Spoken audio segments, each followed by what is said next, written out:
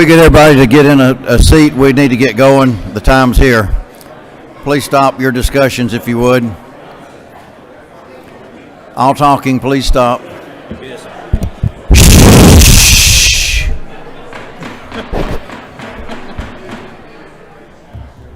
All right, we really need to get some quiet here so we can get going and get started on time.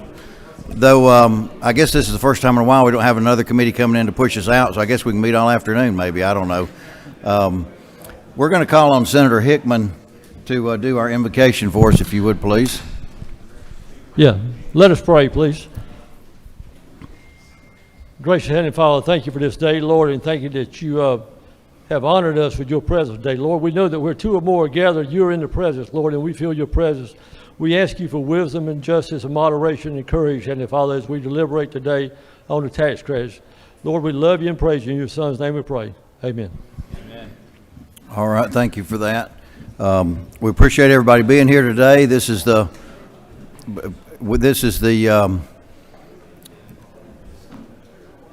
I guess close that door. I guess that's where all the noise is coming from.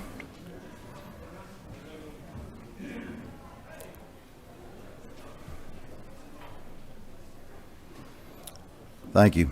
So we do appreciate everybody being here today. This meeting today is going to be more of an educational meeting.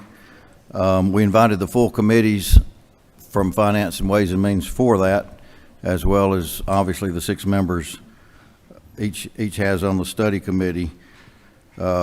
This is similar but not exact to what was done 12 years ago, where we had a group that went through looking at how to position Georgia best for the future.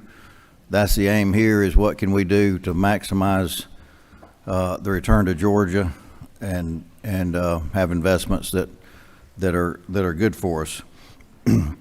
We had a study committee that Vice Chairman of Finance, Senator Albers, did a few years ago, and I remember Pew Charitable Trust saying that there were 3 buckets of states: those that do a really good job at going back and analyzing them, those that do a fair job, and those that do a poor job.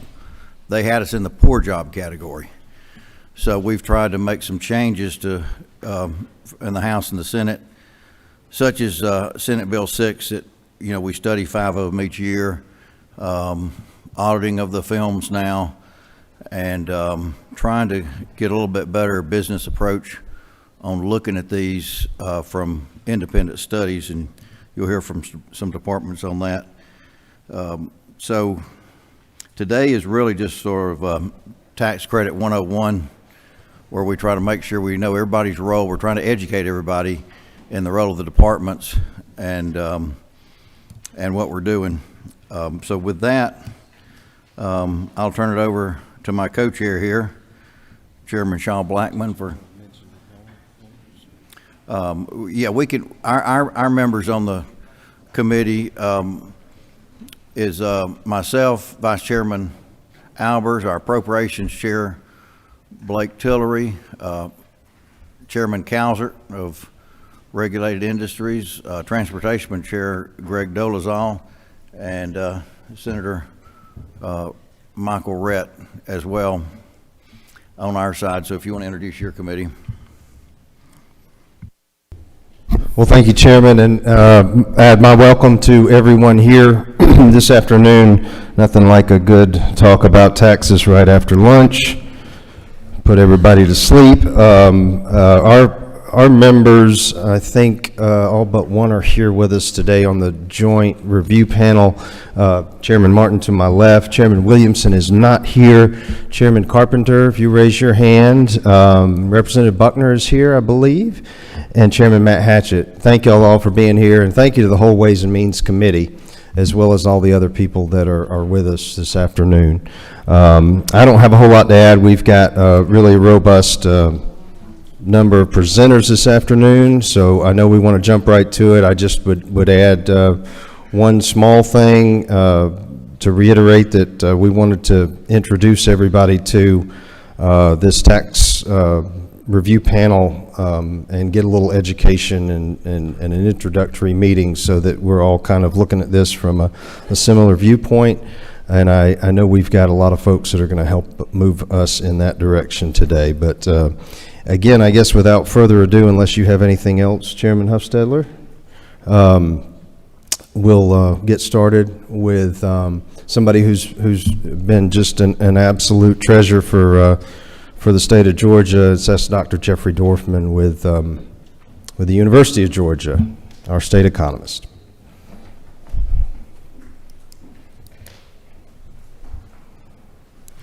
While you're making your way up there, Dr. Dorfman, I would just mention each of our presenters today have left a minute or two at the end for questions. If you have a burning question and you need to ask it, please do so, but we do have a pretty full agenda, and so we want to try to move through it in an expeditious fashion if possible. If you have public comments as we proceed through this process, we're looking at other meetings down the road that will begin once a month, I think, starting in August, Chairman, and we'll have some opportunities for that, but we will also have an email address if you want to submit public comment or special comment that you can do so there. Sorry, Dr. Dorfman, the floor is yours, sir.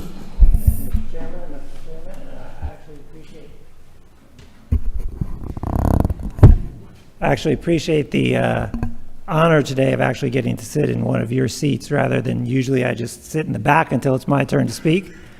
So that was a nice honor this afternoon.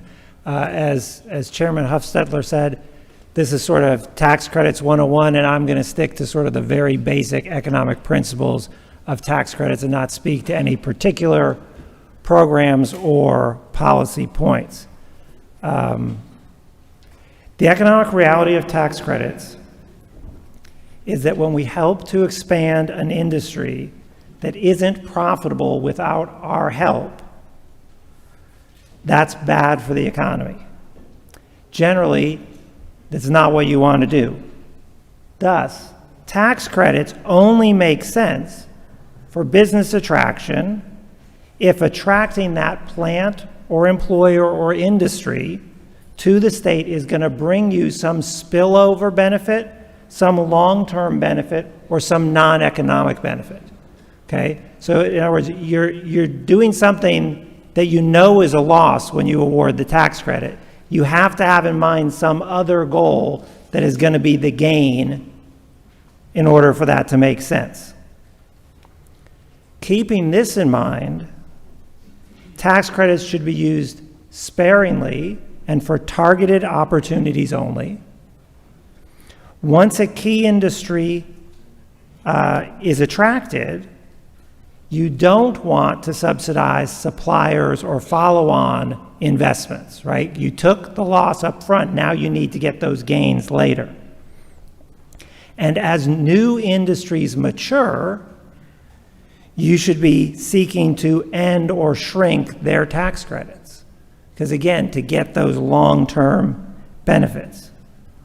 These are sort of the basic economic principles of tax credits. They're agreed to by every economist who studies business attraction, incentives, and economic developments. If anybody's interested, an economist named Tim Bartik wrote an entire book on exactly this called Making Sense of Incentives, Taming Business Incentives to Promote Prosperity. So this is sort of generally agreed upon. And again, the idea is carefully targeted, sparingly, when you see some other reason, some way you're going to get that money back and win in the long run. And really, that's my statement as a state economist. I'm happy to take questions or sit down and wait till the end. Anybody have questions for Dr. Dorfman?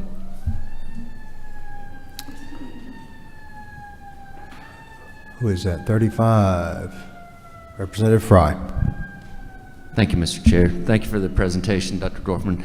Would you say that the tax credits that you're talking about that need to phase out would be more focused on brick and mortar and actual physical investments into the community that they're operating in, as opposed to something that doesn't necessarily have like an office or a manufacturing facility within the state? What's an example of the second type? I guess it would be like instead of a Rivian, a film tax credit. Like Rivian is coming in. Sure. So, okay, thank you for the question.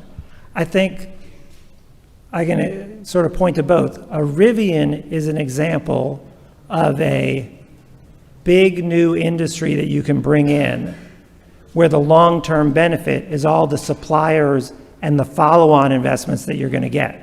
So it could theoretically, I'm not talking about any specific thing, but theoretically a Rivian could make sense because of all the other stuff that's going to follow it. The goal would be not to give tax credits to the follow-on stuff then. Film tax credits, I think, would fall more in the bucket of it was a new industry when we started the film tax credit program. Now the Georgia film industry is a mature industry. And so now I would think that the legislature would be sort of claiming victory on creating this great industry and looking to shrink or end those credits.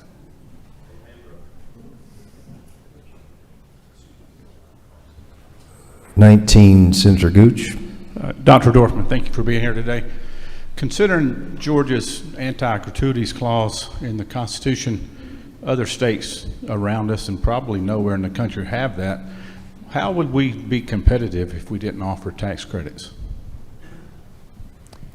So Dr. Bushman may talk more about this, but the general research that's been done shows that usually 80 to 95% of the businesses that come to your state with attraction incentives, tax credits or otherwise, we're going to locate in your state anyway.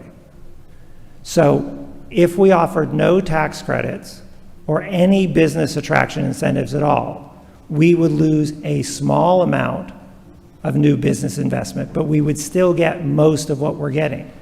And remember, when your unemployment rate is 2 or 3%, exactly who's going to fill these jobs, right? Our economy is so strong in the employment sense right now, and we have done such a good job already of establishing our position. I would point you to when Amazon was looking to establish their HQ2, a second headquarters, and basically asked the entire country to offer them as much money as possible to see who would get it.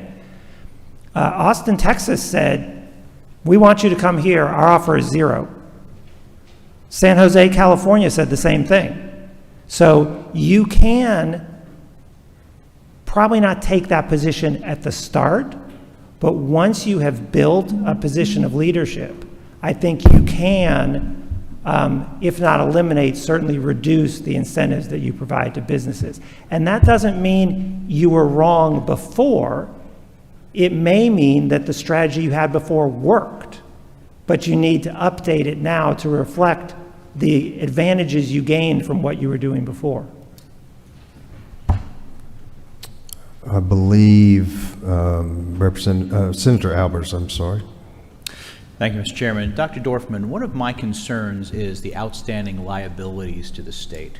With outstanding credits that are heavily into the billions of dollars, should we have an uncertain economic year or two, that could potentially tip the state's budget upside down. Do you have any perspective on that?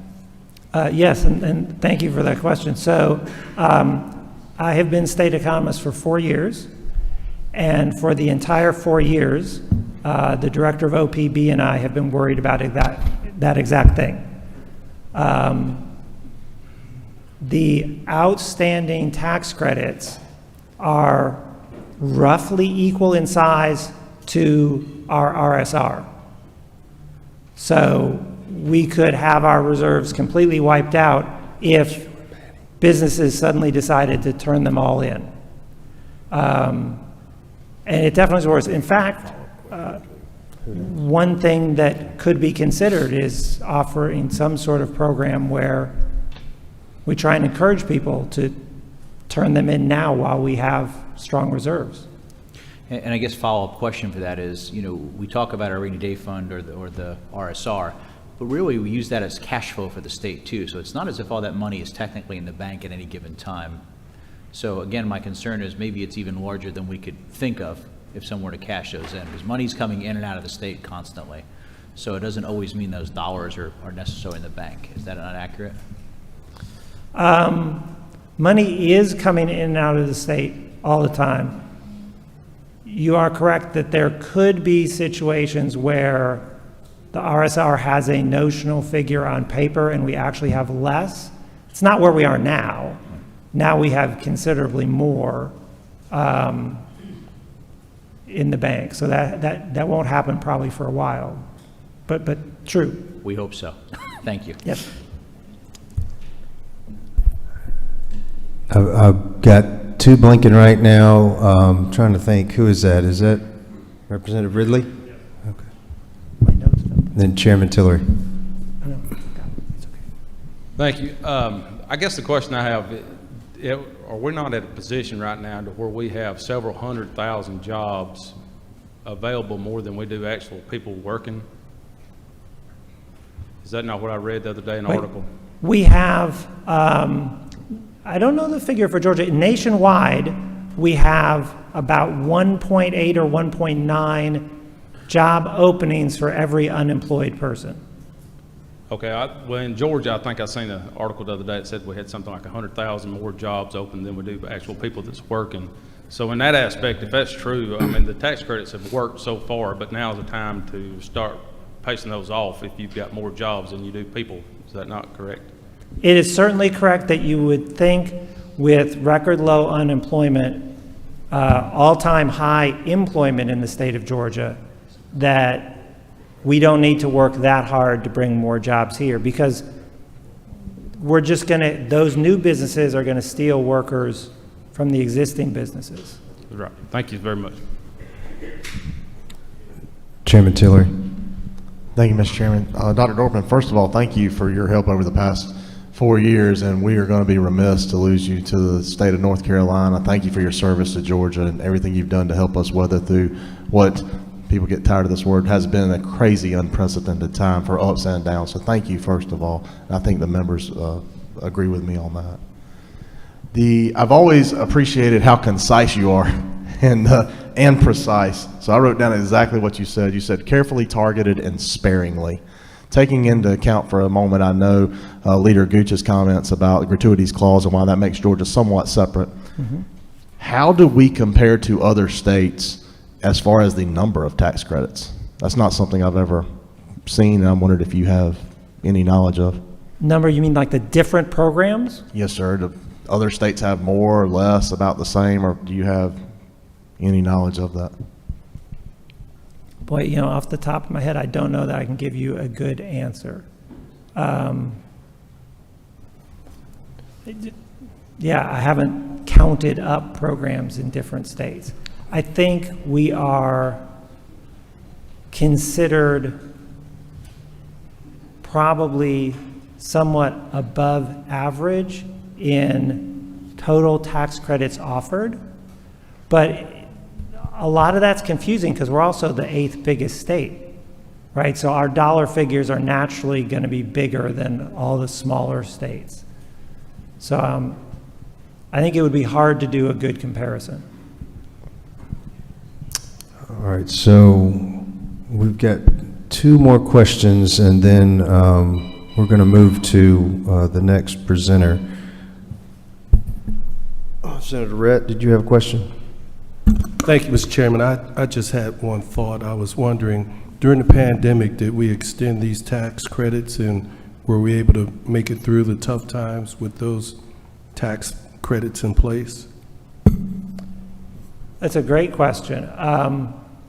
We made it through the pandemic without a big run on tax credits, I think probably because of the PPP program, the other COVID relief programs, the fact that the period where we were worried about state finances and businesses were worried about the business finances was pretty short, right? We were one of the first states to reopen. So I think there were definitely some months where we were very scared that all those tax credits were going to roll in right when we were, potentially going to run out of money. But it happened so fast, and we got through that so quickly that it never really materialized. So there wasn't a big acceleration of tax credit use during the pandemic. Chairman Martin. Thank you, Dr. Dorfman. Real briefly, and I'll ask this, the question about the credits that are outstanding versus the revenue shortfall reserve. Isn't it true when the governor prepares the budget every year, there's an assumption made that an amount of that revenue will be paid, the anticipated tax revenue will come in credits? Isn't it true that that's taken into consideration in terms of a cash versus an accrual accounting process? So in the governor's revenue estimate, there is an assumption that a certain number of tax credits will be utilized each year, right? They're generated, and a lot of them you can turn in up to 5 years later. So we predict how many we think are going to come in each year. And so, yeah, that's essentially, it's revenue we never get, right? Because it's not like they pay us the money and then take it back in a credit. They turn in the credit with their return instead of cash. But yes, we make a prediction of that, and it's built into the governor's revenue estimate. Just to follow up with that, certainly there are those numbers out there that we're concerned about, as Senator Albert said. I just wanted to, for our friends in the media, I just wanted to make them aware that the governor's office and OPB does take into consideration that these things are coming in, and we're not sitting on a ticking financial time bomb, if we will. No. All right, I know we have a few more questions out there. But we do need to move along. Chairman Hickman, you got a quick question? We'll wrap it up with you, sir. Yes, it's just a very quick question. You kind of hit on it, but how many tax credits do not have caps, and which ones are they? And then how much is all the tax credits possible added together, the caps? Well, I don't know what the total would be of capped ones.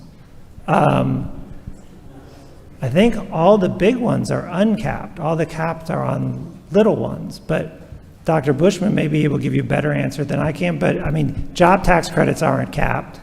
Film tax credit isn't capped. The R&D tax credit's not capped. So I think generally we've only capped the little ones. Okay. Sure. I got one more. Chairman's privilege. Chairman's privilege here. Yes, sir. Following up on Chairman Martin's question, we account for it, but there's a lot of stuff that's not there. Is there any advantage, and do other states put the revenue up here and then deduct from there so that everybody sees in the budget process where the money's going? In other words, they might look and say, well, we're doing this, but I would rather do that. Do you understand what I'm saying? Yes. So we do that too. If you know where to look in the appendix to the budget, we append a report from Georgia State's Fiscal Research Center that shows the annual tax expenditures of the state, which includes tax credits, all the ways that taxes are not coming in because of things the legislature have passed. So you may not see it in the main part of the budget, but it is there if anybody wants to dig for it. Some states make that information a little more prominent, and some make it a little less prominent. Dr. Dorfman, I want to just add my thanks to your service to this state and appreciate all that you have done. And personally, I have enjoyed really working with you on a number of things. So thank you for being here today. Thank you for that, and for Senator Tillery trying to point it out and potentially embarrass me in front of the Godspeed to you, Doc. Thank you. Another one of our trusted economists is next. Call, if you will, Dr. Robert Bushman, Director of Fiscal Research at Georgia State University. He takes a look at a lot of our fiscal notes. Is that fair to say, Doc? Yeah, most of them. Revenue side, anyway. Very good to have you today. I'll turn the floor over to you. Okay, I do not have a long presentation. It's only actually 3 slides, counting this one, so it's mostly an outline. I'm going to go a little bit longer than Dr. Dorfman did. Again, I'm Bob Bushman. I run the Fiscal Research Center at Georgia State University. Fiscal Research Center, as many of you know, is focused mostly on tax policy work for the state. We prepare revenue related fiscal notes. Any tax bill that's working its way through the legislature, we'll take a look at and score it. We produce the state's tax expenditure report that Dr. Dorfman just mentioned. It does not have totals, by the way, so you'd have to manually add that up. Maybe that's something we should add, but we can talk about that. And starting in late 2021, we began evaluating tax incentives under the framework of Senate Bill 6 that was enacted earlier that year. So I'm going to give you a bit of an overview on how we do that and the rationale behind some of the things that you'll find in those reports. As you know, SB 6 provided for the evaluation of up to 10 tax incentive programs per year. I use the term tax incentive program a bit loosely. Provisions evaluated aren't strictly limited to programs intended to incentivize particular economic choices like job creation or investment in the state to grow the economy. The state's larger tax expenditures include things like sales tax exemptions for prescription drugs and groceries to make those necessities more affordable and the sales tax itself less regressive. Even narrowing the scope down to tax credits, which is part of the name of this committee, many are intended to incentivize or subsidize choices other than purely economic goals, including social goals like encouraging organ donation or adoption of foster kids. The framework for evaluations under SB 6, though, is designed mostly around business incentives, where the goal is economic growth, ultimately more jobs and greater incomes for Georgians, providing a return to taxpayers for those subsidies that they're handing out. So the framework requires us to weigh benefits in terms of economic and fiscal gains arising from the incentive against the fiscal costs, the tax expenditures and the administrative costs of the program. The law also calls for us to consider other public benefits, effects that may be less obvious and perhaps harder to measure. For example, low-income housing credit can be evaluated in terms of the jobs and state GDP associated with the construction and operation of the housing that the credit helps to fund. And the tax revenues arising from that activity may or may not offset the cost of the credits. But better housing conditions for low-income families can have other public benefits as well, including reduced crime and better health and educational outcomes for low-income people. Other tax incentives may be targeted to investments in pollution control. You're not looking at state GDP there or the number of jobs created. You're looking for better air quality or water quality. We also have incentives for private funding of hospitals or education or cultural amenities. The public benefits of those things are not easily measured in GDP or employment. Each report discusses those other public benefits that are relevant to the particular tax preference. Now, the net change in revenue is simply the foregone state revenues from the particular tax preference, less any revenue gains from increased economic activity that's due to that incentive. We can usually measure foregone revenue directly from the tax data, especially in the case of income tax preferences where we have the utilization of tax credits and deductions and other things, or from other economic data, especially in the case of sales or other taxes.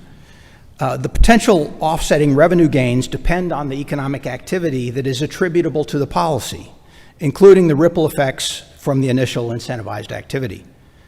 The difficult question in tax incentive evaluations is, what is the economic impact of the behavior you're rewarding or subsidizing with the tax incentive? It's a hard question, not because the calculations are hard, we have software to help us with that, but because it's hard to know whether the behavior you're subsidizing occurred because of the tax incentive or would have occurred anyway. Many economic impact analyses implicitly assume that causal connection. They calculate the direct, indirect, and induced economic activity associated with all of the credit earning activity and report it as if all the activity was attributable to the policy, as if none of it would have occurred without the policy. Many of you, I believe, are business people, and you know that decisions to invest in new projects and people depend on expected returns on those investments over and above the cost of capital. You invest in profitable projects and pass on unprofitable ones. When a tax incentive makes an otherwise unprofitable investment profitable, it's fair to say the project would not have gone forward without the tax incentive. On the other hand, otherwise profitable projects that also earn the tax incentive shouldn't be attributed in a causal sense if the investment would have been made without the incentive. The question of causality can't be answered reliably by simply asking the beneficiary of the tax incentive if their choice would have been different without it. The incentive is valuable, so that reality would tend to bias the answers. But with sufficient data, we can try to empirically test whether the policy had an observable impact on the choices of firms or individuals whose behavior the policy is meant to affect. That's the preferred approach and the one taken for some of the evaluations that have been done to date, in particular the low-income housing and historical rehabilitation tax credits. Unfortunately, that's not always possible. The data just isn't adequate, or the incentive is too new. We don't have the data yet. In other cases, we have to rely on studies in the economic literature on similar policies in other states. But with the but-for question answered as well as the data allow, we then estimate the overall economic activity arising from the incentivized behavior. Using a software model called IMPLAN, we estimate the economic activity that arises in a sort of ripple effect from the initial or direct economic activity, which might be building an apartment complex or a data center or buying equipment, or the boost in production that you get from hiring more workers. The point I want to emphasize is that all of the downstream effects of this new direct activity, the ripple or multiplier effects, are in the estimated economic impacts in our reports. You'll see them in the tables. These estimates, in turn, enable us to estimate any revenue gains that may offset some or all of the cost of the incentive. Now, what's not in an IMPLAN or similar analysis is the opportunity cost of the state spending through the tax code to subsidize economic choices. The opportunity cost of anything is what you have to give up to get it. Not the money cost of it, not the price of it, but what else you could have done with that money. Because of the state's balanced budget requirement, when you create any tax incentive program, you are directly reducing revenues and must offset the tax expenditure by either reducing some other expenditures or raising taxes on someone else. Creating the incentive is a choice with an opportunity cost, the benefits otherwise received from using the funds for something else. This is where the alternate use of funds analysis comes in. You'll see that in our reports. Now, we don't want to presume what your budget priorities are or should be, particular types of spending or which taxes you might want to cut. Each of the myriad of options would have different effects, some shorter term, some longer. So we don't presume a choice, and we're certainly not making any kind of argument for maximizing government revenues as an objective, as was suggested by some critics of the evaluations. We're simply saying that unless you actually raised other taxes to pay for a tax incentive, you necessarily cut spending to pay for it. So having no way of knowing whether the funds would have otherwise gone to education or transportation or health or courts, we assume the alternate use of $1 of tax expenditures is $1 of general fund spending. At the time of last year's evaluations, that meant roughly 57 cents going to education, 22 to health, 8 to public safety, et cetera, based on general fund appropriations in recent years. We don't say that's what should be done, but we apply the same methods of estimating the economic and fiscal impacts of that alternate use of funds as we do for the direct spending attributable to the tax incentive. We then compare the net change in economic activity and revenues from the tax incentive to those from the alternate use, just as you might compare the expected returns from alternate investment opportunities in your business. When the goal or expected benefit of the incentive is its economic and fiscal return to taxpayers, this comparison is very important. Of course, the importance of other public benefits or as goals of some incentives means that this comparison isn't a final answer, just information to help you judge the program. So that's what I've got. I'm happy to answer any questions.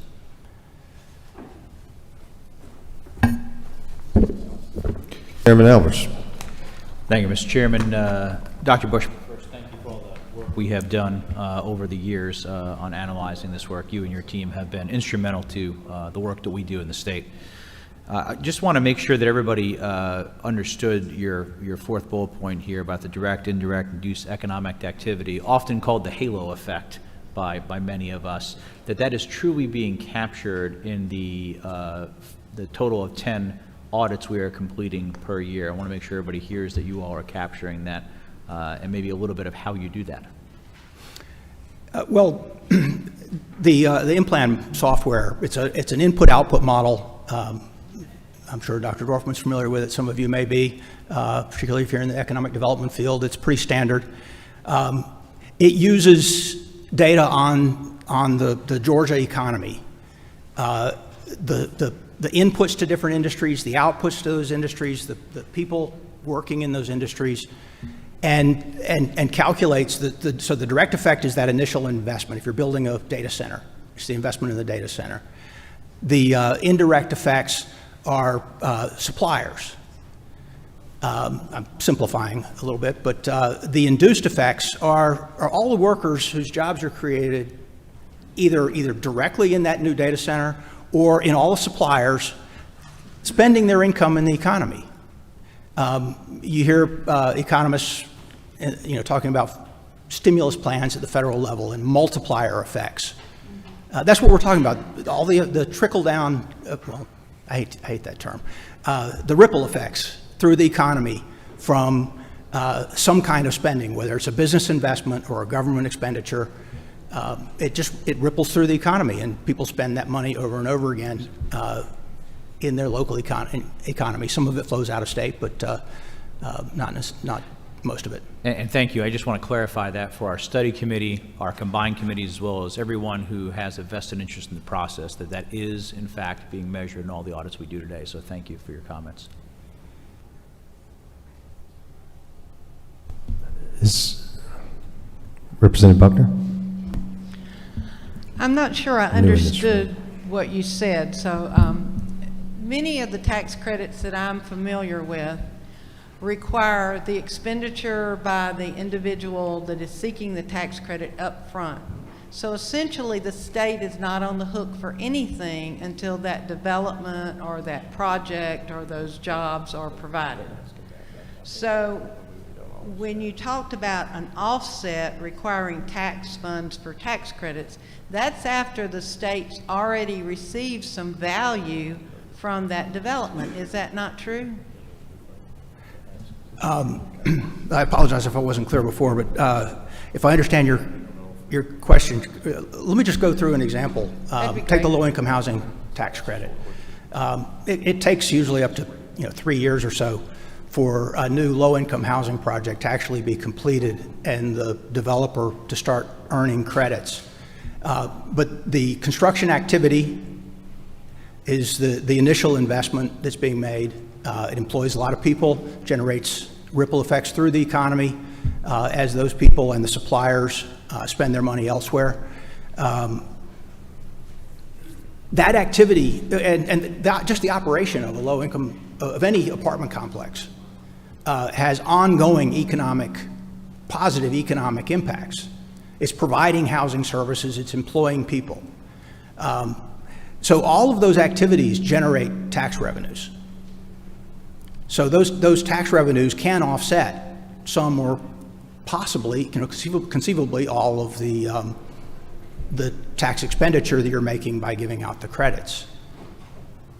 Well, to follow up, I know there are at least a few of the tax credits that I'm aware of. The state generally makes more money. For every dollar they invest, they may receive $4 or $5 back.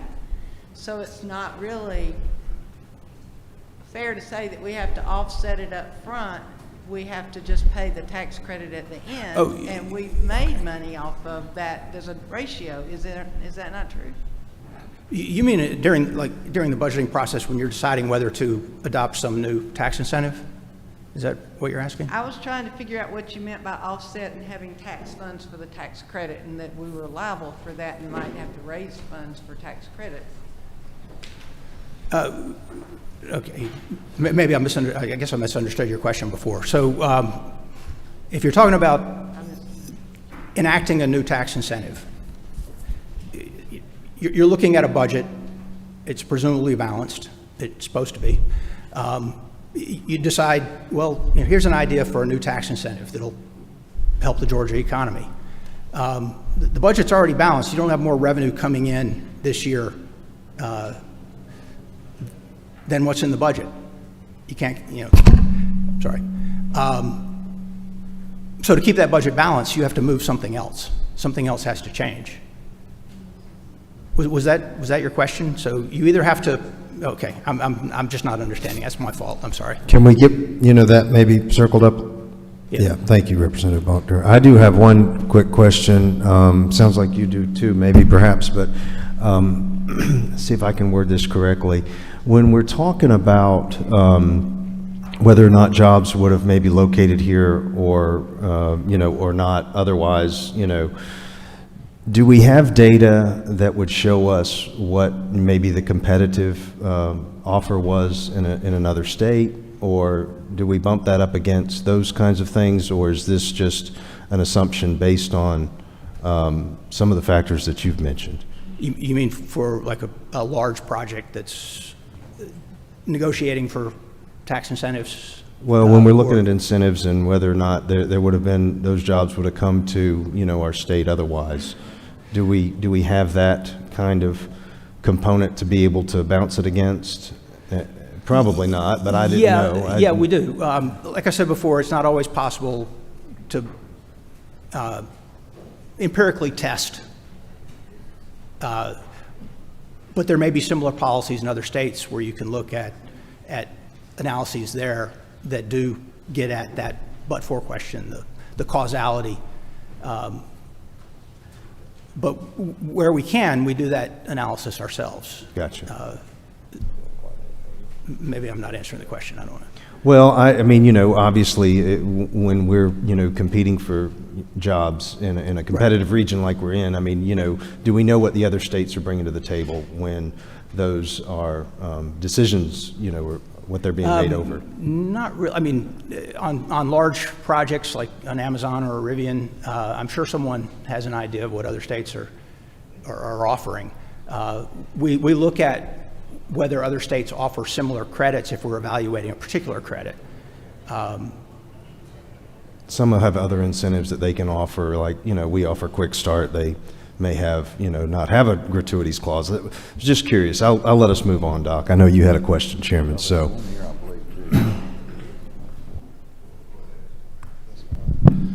Thank you, Dr. Bushman. I have two questions that are sort of related. One, are there other models for the but-for causation? Because even I, who generally have a lot of questions about tax credits, don't necessarily always agree with the but-for causation final analysis, even though it cuts against my philosophical view usually on tax credits. Well, I mean, there's room for differences of opinion on the margin. Our estimates are our estimates. They're based on what data is available to us. With the low-income housing tax credit, I think I estimated that about a quarter of the projects could fairly be attributed to the state tax credit. There are so many other tax incentives available to low-income housing tax credits that we don't think the state credit in particular tips the scales on very many of them. But we estimated about a quarter. Other people may get different estimates using different data. So on that same topic, now going the other side, back maybe where I feel more comfortable sometimes. When you do this analysis as well, you're looking at other things that may also be abated. Am I correct? Does that fall into your analysis? So for instance, if you're saying a producer coming to this community is going to bring X number of jobs, and that's going to create a multiplier effect in property taxes, et cetera.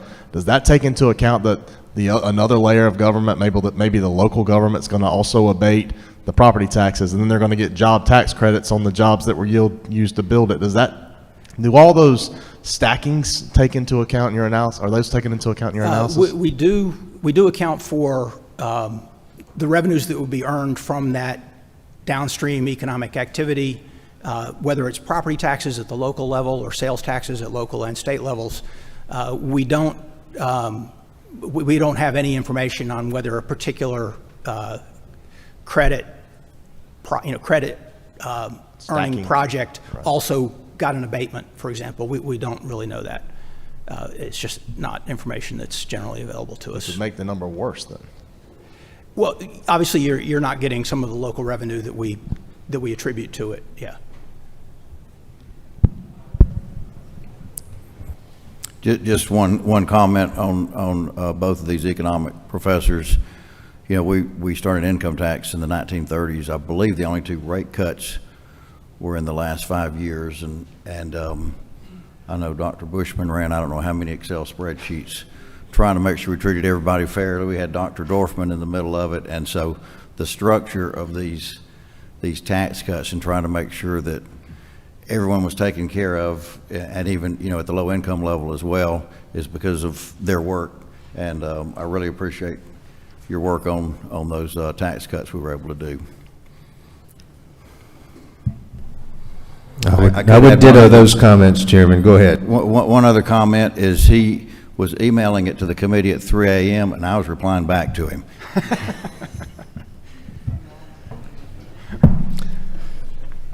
Thank you so much, Dr. Bushman. Pleasure having you.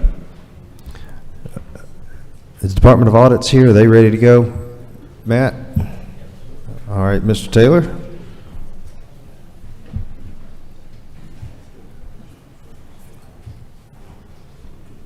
Thank you for being here. Floor is yours. Okay. All right. Well, thank you for having me. I'm going to start with, can you hear me? A closer. Okay.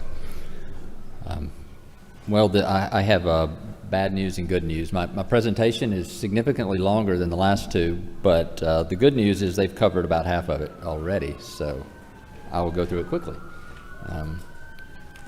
So the first thing I wanted to note is that the Department of Audits is a legislative agency, for those that may not know.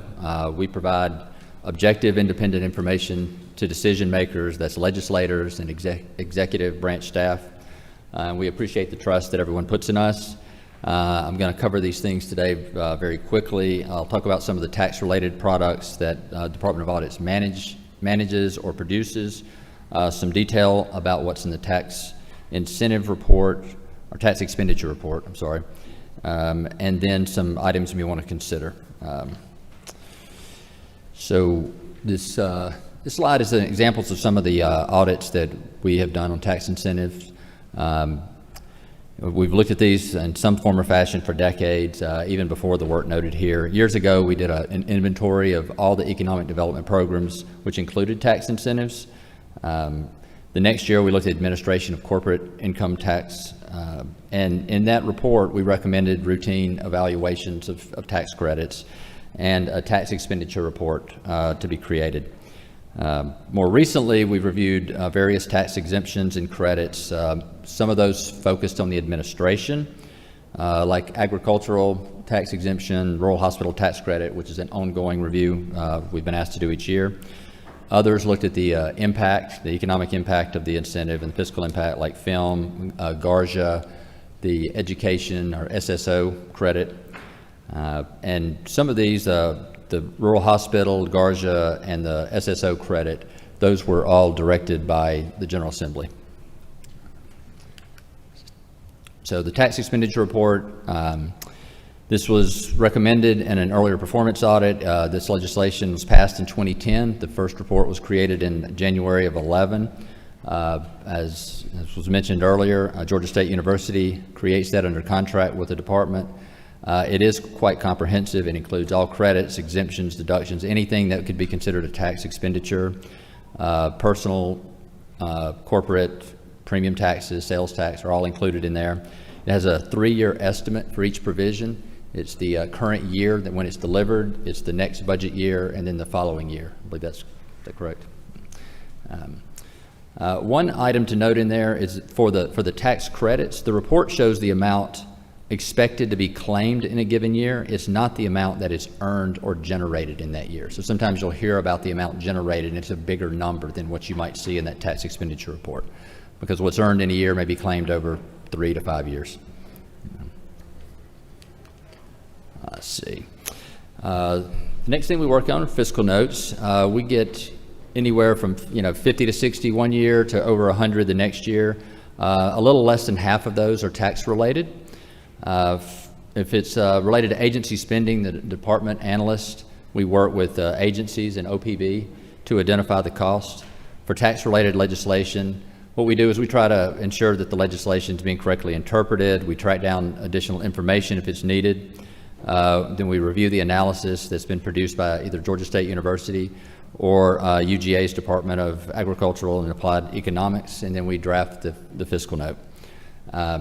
OPB, they review the note. They may have suggestions prior to the signature by the OPB director, and then it's signed by the state auditor.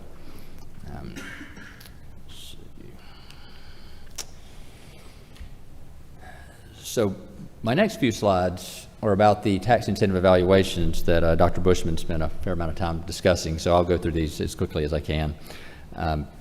This Senate Bill 6 passed in 2021. We get actually 10 requests a year, five from each chamber.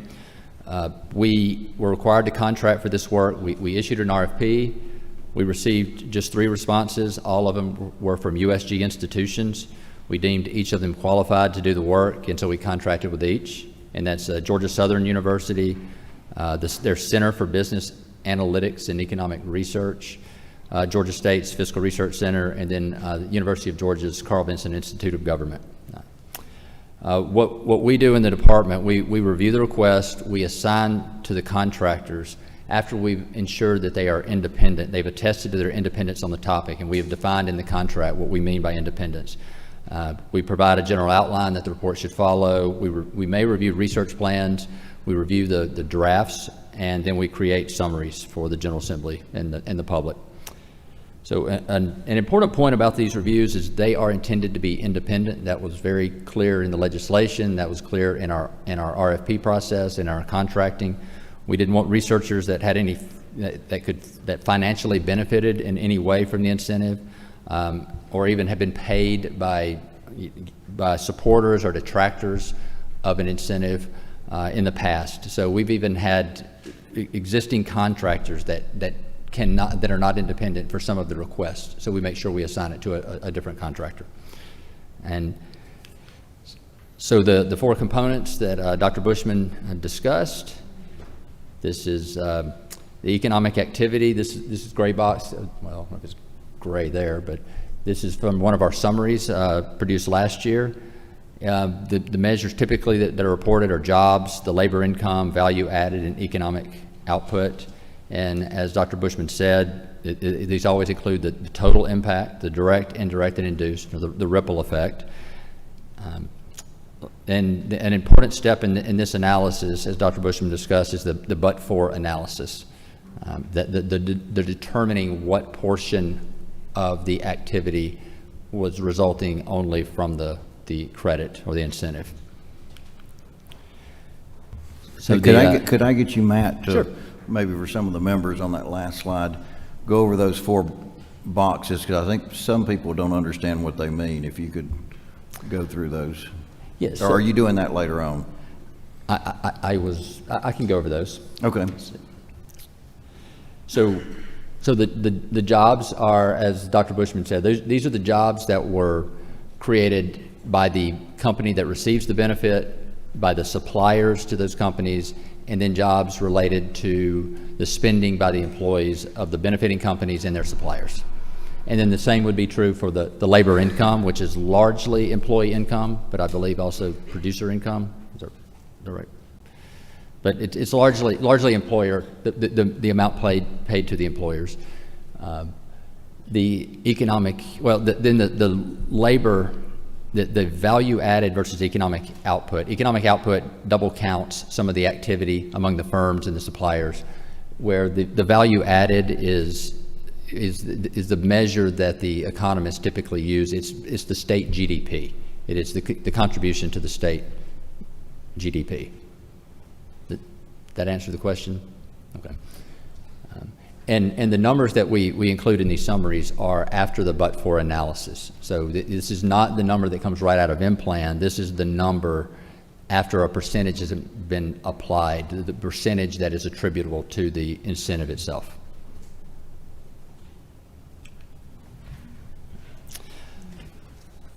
So the second component is the change in state revenue.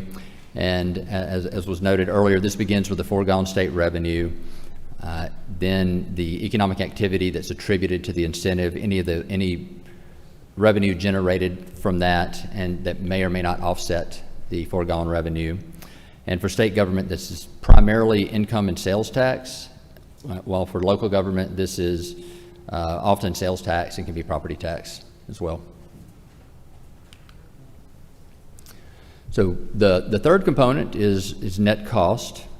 This is generally administrative cost of the agencies that that administer the incentive, like the Department of Revenue or the Department of Community Affairs.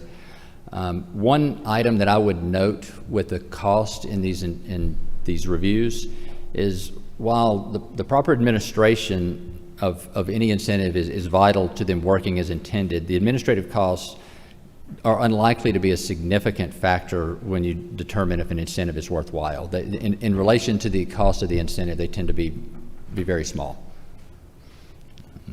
It is possible for an incentive, for some provisions that may reduce state spending in other areas, so we may have net costs that change that are unrelated to administration.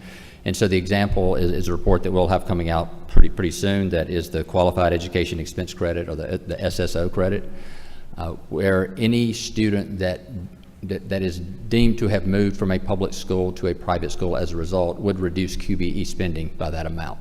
So that would be a reduction in cost. That is not administrative. It's not administering the credit itself. The last component is the public benefit. This is a larger for discussion for the provisions that do not have an economic development purpose. So this would be like the grocery store sales tax, the prescription sales tax exemptions. This is a smaller component when it's an economic development incentive. This is a list of the tax incentive evaluations that were released in 2022 on the left, or released in early 23. They were from the 22 request list. And then on the right, the requested projects for this year.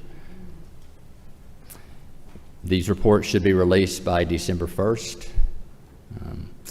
And at the bottom of the slide, we have that's a link to a web page on the department website that includes a list of all of the reports that have been released, some of the older reports that were done by the Department of Audits prior to the SB 6 passage. And then we have some frequently asked questions and some common terms that you may find helpful when you're looking at this. Things like, what is economic output? What is a but-for analysis or alternate use? So we have about a paragraph description of each of those. And I think that might be helpful. And that is our hope. And this is my last slide here. Is just some items for consideration. Dr. Bushman mentioned the tax expenditure report. Maybe there's some things that we do need to change. It's been around for about a dozen years now. It is a pretty lengthy PDF. It is required to be a part of the governor's budget report, so it is produced in a similar format. If you look at that and there are any changes that you want, any additional information, even things like a total, statewide total, adding up all the credits or all the deductions, or a different medium for looking at it. It's maybe a 150-page PDF. So that's something that you may want to consider. And then the SB 6 reports that we are doing, what we've seen in some other states, it's not uncommon for evaluations to be asked to determine whether the purpose of the incentive is met. And that is not something that we do. But one of the challenges with that is it's not uncommon for the purpose of an incentive not to be clear. So, for instance, one of the projects last year, the retirement income exclusion. I mean, it seems maybe to some people on the surface what the purpose of that is, but some people would say the purpose is to attract retirees to Georgia. So if that is the purpose, then you want to specifically determine, do we have, people migrating to Georgia as a result of that? So you have to define the purpose. That would be one of the challenges with doing that. The 5-year projection that is required, there's a lot of work that goes into determining the economic activity and the fiscal impact for the most recent year of data that is available. So then projecting out 5 years, I feel like that most recent year really allows for an evaluation. The projection, I don't know that if it adds that much. It may be something to look at. Are there specific measures that you would like included in the reports? So the law gives us 4 components, but like within a component, it does not specifically say that the researchers should report the cost per job or the return on investment. And there's a fiscal return on investment, how much tax revenue is being generated for the tax revenue going out. There's also an economic ROI. So that's the change in the state GDP in relation to the tax revenue going out. So there may be some measures that you come up with over the next few months that you think that we'd like to see that going forward. And then finally, if there are types of recommendations that you would like to see in there, so things like if the researchers note that there's not data available to really evaluate this the way we would like, or the purpose is not clear, if there are certain things that you would like included in there, that may be something that it's definitely something we'd listen to, but it may be something you may want to communicate to us. So that was it. Okay. Just informational purposes, I think we'll be able to distribute these slides to the members, and then we'll make them available also online for those in the next couple of days that want to review these slides. But thank you for the presentation. You mind taking a question or two? Sure. Okay. Chairman Albers. Thank you. Great presentation, and thank you for the work you have done on the audits up to this point. I think they've been very helpful and insightful for all of us. One of the things that I would like to see us focus on is proactively auditing as much as possible on a new tax credit incentive that might come forward to the General Assembly.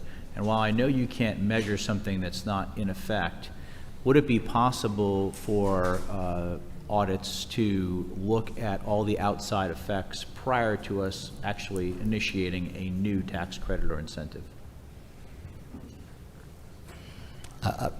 Using third-party sources, trying to look out what other states have done, take some best guesses and swags, because when we look at a brand new incentive as an example, all we have is what someone is bringing to us, right? And of course, that's going to sound favorable to someone who is for it and not favorable to someone who might be opposed to it. But to give us some more concrete information and facts prior to initiating something new. That is, that's in performance audits. That is the type of work that we regularly do in audits. I mean, that we look at other states, we try to do comparisons. So that does not seem like something that the Department of Audits would be not capable of doing. When you're talking the time frame if you're talking about during a session with a 3-day turnaround, 5-day turnaround, it gets a little more challenging because we're trying to get information from other places. But well, that might force different behavior of bringing things earlier. And having that set aside time prior to moving forward. Yeah. One point that I should have mentioned when I mentioned the fiscal notes, that we take fiscal note requests anytime. We don't have to wait until the last couple of weeks of the session. We'll take them now. I mean, we can take them now. And in fact, I got one this week. That's great. That gives us a little time. We try to be kind. I understand. Senator Hickman. Yes, sir. Thank you for being here. I would have thought on any of these tax credits, we would have had a fiscal note before they were presented. That's not the case? I think he's referring to more of a dynamic fiscal note. Is that fair to say? I'm not using the right terminology. I don't know that would necessarily be dynamic. And you're correct. If we get a fiscal note request for proposed legislation, and there is. Now, is there an analysis of other states and what they have seen when they've enacted that may be a better question for Dr. Bushman, exactly how they incorporate that into the analysis. Is that something you could speak to, Dr. Bushman? Like, yes, other states, and how other states that may have a credit that is being introduced here, how that might be used In the fiscal note in process, developing a fiscal note. In fiscal notes in particular, we would often, for some new tax break, we would probably look to see whether other states have enacted something similar and whether they have estimated the cost of that. Because if it's a new program, it may be very difficult to predict, just based on Georgia in isolation, Right. What the utilization of that new credit or whatever may be. So we would look at other states to see if they've done something similar and what the cost has been to them. Chairman Martin. To the fiscal notes, and this wasn't my original question, but I wanted to follow up on Chairman Hickman's question. When you do fiscal notes for us, you just tell us the impact on the Georgia budget, right? So we don't necessarily get a fiscal note on something if it has a cap, because we know the fiscal impact will be at the cap. It will be no worse than that. So you do fiscal notes to tell us that over a projected number of years, this how much revenue will be impacted. That's correct, but there will be requests for those that have a cap. So Certainly, but it's not necessarily always required for that. And so back to the original question I was going to ask is the dynamic versus static scoring of an economic model or process. Is there any process, and this may go to both of you, that at some point it's not linear, right? If the first dollar of credit gets this much benefit, the second dollar of credit gets that much benefit. There's a point where you reach a point of diminishing returns. Using yours, and I am one, so this is no disrespect to the seniors in our community, that if we were trying to attract seniors to Georgia, we don't want 100 million of them, right? I mean, just to use a crazy analogy. So is there a place where we're doing this credits that we want some of this business to come into Georgia, but an unlimited amount of that will reach a point of diminishing returns where we don't have enough raw materials to feed the factory, and that might be workers, that might be people that are dead. So is there any part of that done in the economic analysis when you're doing a dynamic fiscal note to know that when we're getting a real good return on our dollar to this point, and then we get right here, it kind of goes down because we have to put more education in place because we have to build people, we have to import folks to work there. Is there, when we get to I guess my question is this, when we get to the dynamic scoring of these things, do we do it longitudinally long enough to know when we've done what we want to do and that's enough? So the fiscal notes themselves are not dynamic, and they do not try to estimate the economic activity that will result specifically from that legislation. So I would say that is not part of the fiscal note process. And to follow, that's my thought, is our fiscal notes are static. They are static. The economic analysis we do later isn't, and I would echo, I believe Chairman Albert said it is perhaps on larger items in the best interest to do something that looks a little more dynamic, to find out what the true impact could be.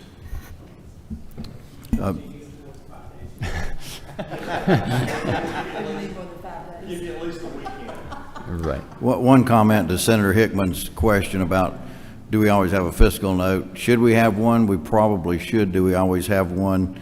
No. And sometimes the reality of it is there's only so many they can do in a certain amount of time, and sometimes we have to pick our priorities. Now, in this last session, due to the concern of a member, I waited till we could get the fiscal note, and when we finally got it, the sponsor of the bill said he didn't want his bill to be heard when we saw the cost of it. So I do think we need to look at some sort of a process that we get this going earlier, that people get a fiscal note, because we're all at crunch time, and it's like you don't want to have the guy not have his bill heard, but we don't know the cost of it. And so I think that's part of what we need to look at on this. An example would be retirement. retirement is a 2-year process. I'm not saying we have to do that, but we need something that gives time to get these properly analyzed, because we don't do that in every case. And so that's one of the issues we have. Thank you, Mr. Taylor. Thank you. Our appreciation to you and the department, and Mr. Griffin. Thank you for being with us today. Thank you. Believe economic development is up next. Do we have the team here from the Department of Economic Development? Oh, I'm sorry, Andrew, there you are.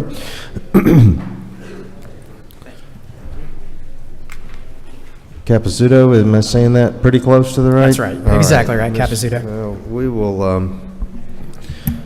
turn it over to you whenever you're ready, sir.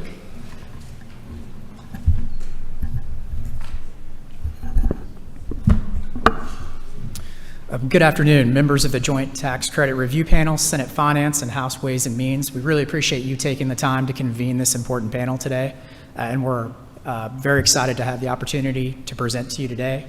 I'm Andrew Capizzuto. I'm the Chief Administrative Officer and General Counsel at the department. Commissioner Wilson sends his regards. He is in Georgia, the Republic, not the state, with the governor, so he couldn't be here today. With me, I've got a couple of our team members, Josh Stevens, who is our legislative affairs person, and then Lee Thomas, who you all know runs the Georgia Film Office. So I'm going to start first. I know many of you know what the Department of Economic Development does, but today we're really going to focus on two of our teams, Global Commerce and the film team, but I didn't want to miss an opportunity to highlight the work that the rest of our team is doing. You can see up here all that we have under our office. So from everything from arts to innovation and small business, tourism to international trade, we've got a team of Georgians that's working across the state and frankly the world to recruit business and drive economic activity here in Georgia. The one thing that all of our teams have in common is that we serve to market Georgia. We are the state's marketing arm. We also play a little bit different of a role with respect to incentives. You've heard from some of the economists today, you've heard from DOAA, and later you're going to hear from DCA and the Department of Revenue. Our role with credits is twofold. First, and mostly, we serve to market and educate with credits. You'll hear me talk a little bit later in the presentation about those credits that we administer, but our primary job is to market and educate companies that either are looking to locate in Georgia or who are already here and looking to expand. So this is our business incentives brochure. We update it every year. It provides a high-level overview of the incentives programs that we primarily deal with that we're marketing. This is available on our website for anyone to look at, and we have plenty of copies that we can make available if anyone is interested. I'm going to cover three main topics today. First, I'm going to tell a little bit of a different story than you've heard. I'm not an economist. I'm not an auditor. All I can tell you is what we see day in and day out when we're working with companies who are looking at Georgia. So I want to highlight the success that we've had over the last 10 years from a global commerce recruitment perspective, but then also from a film perspective. Secondly, I want to talk a little bit about some of the reasons that we in Georgia have been so successful over the last 10 years. And then lastly, I want to provide a high-level overview of some of our incentive programs, and I'll cover those incentives that we actually administer. At a later date, I'd love to get more down in the weeds with the panel's permission on some of our programs, and maybe we can go into an analysis of how we stack up against some of our competitor states. So we'll start first with this chart outlines the last 10 years, a decade of job growth from fiscal year 13 through the third quarter of this year. A couple things I'd like to point out with this chart is that from fiscal year 13 through about COVID, our job numbers were relatively consistent. Fiscal year 20, you can obviously see the COVID dip that happened when I'll never forget when March happened. The governor reached out to us and we completely shifted what our jobs were at economic development. We began to provide guidance and feedback to the business community in interpreting the executive orders that the governor's office and the legislature were working to issue. Our project pipeline hit pause overnight. So we went from working hundreds of projects with the uncertainty, pretty much every single one of those projects hit pause. That was very short-lived, though, starting in the fourth quarter of 2020 and moving into 2021. All those projects came back. We saw increased pent-up demand from projects that had been put on hold. And I think there were several reasons that happened. First, I think the leadership from the governor and the General Assembly with respect to how we handled COVID was tremendously important. I can't tell you so many stories from businesses that we've spoken to who were so thankful to be operating in Georgia and not in another state. You know, I had some CEOs call who had operations across the United States, and Georgia was one of the few places that they were able to continue operating their businesses. Secondly, I think the other thing that COVID highlighted was the fragility of the supply chain. So we've seen a tremendous amount of reshoring of American manufacturing. So and the supply chain network as well. So a lot of those companies who were previously relying upon getting their raw materials and goods from abroad started bringing those manufacturing operations back here to the United States. And so that's another reason that we've seen such tremendous growth coming out of COVID. Moving into 2022, you can obviously see that 51,000 job number there. That is inclusive of Hyundai and Rivian, who are responsible for about 15,000 of those 51,000 jobs. But the important thing to note out there is that even if you remove those 15,000 jobs from that year, we still would have broken our prior year's high record. This year, we're on track to do the same, creating almost 37,000 jobs through the third quarter of this year. So we've got one more quarter to go, and hopefully we'll have those numbers a little bit later this summer. Moving on to capital investment, the story is very similar. You can see through fiscal year 2013 through about 2020, the numbers were, you know, in between 4 and 7 billion or so. Coming out of COVID, again, same story there. The investment numbers have obviously skyrocketed. A lot of that has to do with the cost associated with the manufacturing facilities we're seeing pertaining to electric vehicles and battery operations. So there are tremendous amounts of startup costs for those businesses. So you can see there in 21 and 22, you know, those are inclusive of the Rivian, the Hyundais, the SK Innovation, the Hanwha Q-Cells. The startup costs for those manufacturing operations are tremendous, in the hundreds of millions, if not billions of dollars for each of those projects. Same story is that, you know, we've largely been successful, and I think with the increase in investment from the EV sector and increased automation, we're only going to see those capital investment numbers increase. So if you add all those figures up, it's about $100 billion worth of investment that the state of Georgia has seen over a 10-year window. This is what I'm sure a lot of you wanted to see. So this success has happened all over the state. So there's two things I want to call your attention here to. First is the map of Georgia on the right-hand side of the screen. So this map demonstrates over the last 10 years, so from July of 2012 to the present, we have located projects that economic development has actively worked in 152 out of 159 counties in Georgia. So that's a 95% placement rate. We've got 7 counties here who, in that 10-year window, have not had a project. We are working hard each and every day to get them one. Even though they haven't had a project directly, they've undoubtedly benefited from locations in adjacent counties and communities. The second thing that I would like to call to your attention is the infographic to the left-hand side. So in Georgia, 118 out of our 159 counties have a population of 50,000 or less. In that same fiscal year period from 2013 through 2023 year to date, we've located over 1,500 projects in those 118 counties that have resulted in the creation of 74,000 jobs and over $23 billion of investment. The bottom line is that the economic activity in Georgia is happening everywhere, and a lot of it is happening outside of Metro Atlanta.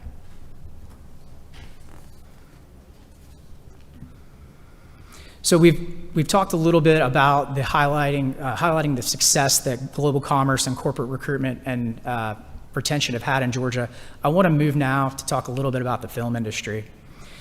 So as you all know, the film tax credit was designed to spur investment into the film industry within the state of Georgia. I would say that it's done a pretty good job. So if you look at fiscal year 2007, we had about $135 million of direct investment from production companies in Georgia. In fiscal year 22, that increased to $4.4 billion. We've seen a tremendous increase in the amount of investment over the last 5 years from the film industry.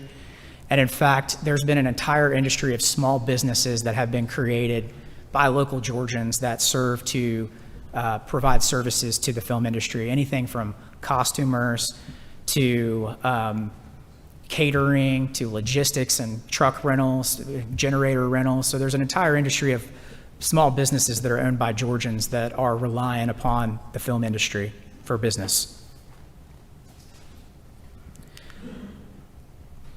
This chart here highlights the amount of stage space that we've seen from fiscal year 2009 through next fiscal year. And the reason we're going through next fiscal year, you might not be able to read those asterisks at the bottom. I'll read them for you. But for our fiscal year 23 numbers, that's inclusive of sound stages that are currently in development with a 2023 opening. And then for fiscal year 24, those represent sound stages that have been announced but have not yet started construction. So we've gone from having less than 50,000 square feet of sound stage space to, in 24, we'll have over 6 million square feet of sound stage. And one thing that I want to point out here is that these businesses do not qualify for the film tax credit. They are completely dependent upon production companies to utilize their space and their studios. These are companies and individuals who have made proactive investments into Georgia infrastructure to stand up studio space that the film industry can then use. With that 6 million square feet of stage space in 24, we will have passed New York and will only be behind California in the United States in terms of overall stage growth.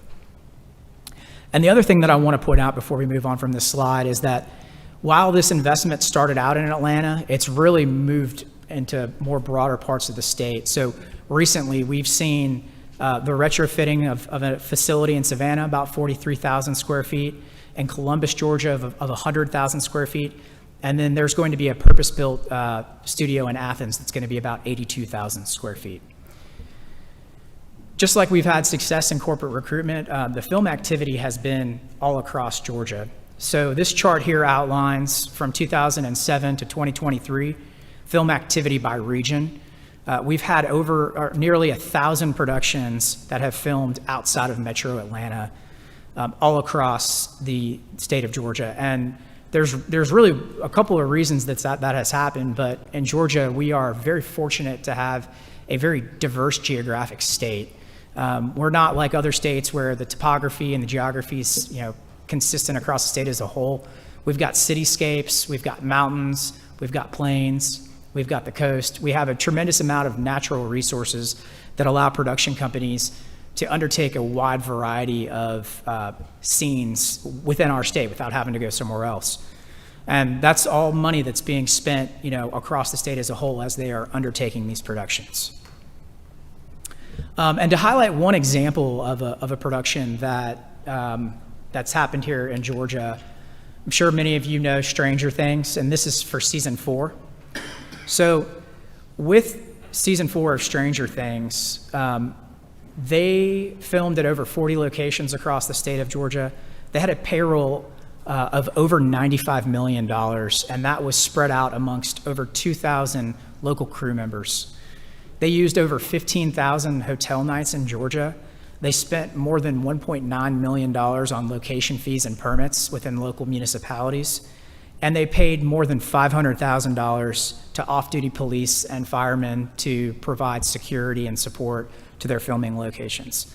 So the point that I want to make here is that that's just one production. We're typically seeing somewhere on the range of 400 or so productions a year. Not all of them are as large as Stranger Things, but it's one thing that's hard to dispute is that the amount of money that the film industry is spending here in Georgia is having a tremendous impact on our economy and our local businesses. So I want to turn now to why we've been so successful. There are a lot of reasons we've had success here in Georgia. So if you look at some of the various outlets that rank states' economic success, there's a multitude of reasons here. So from a business recruitment and retention standpoint, I think it starts with workforce. We have very competitive labor market here. It starts with our people. We've got great institutions that train them from the K through 12 system to the technical college system to the university system. We're blessed with great logistics and infrastructure, and that's thanks in large part to a lot of the investments that the General Assembly has made into our ports, into our roads, into our rail systems. All of that has helped from a logistics perspective. The availability of developable sites. So coming out of COVID, speed to market was and continues to be one of the most important criteria that companies are evaluating when they're trying to stand up a new business.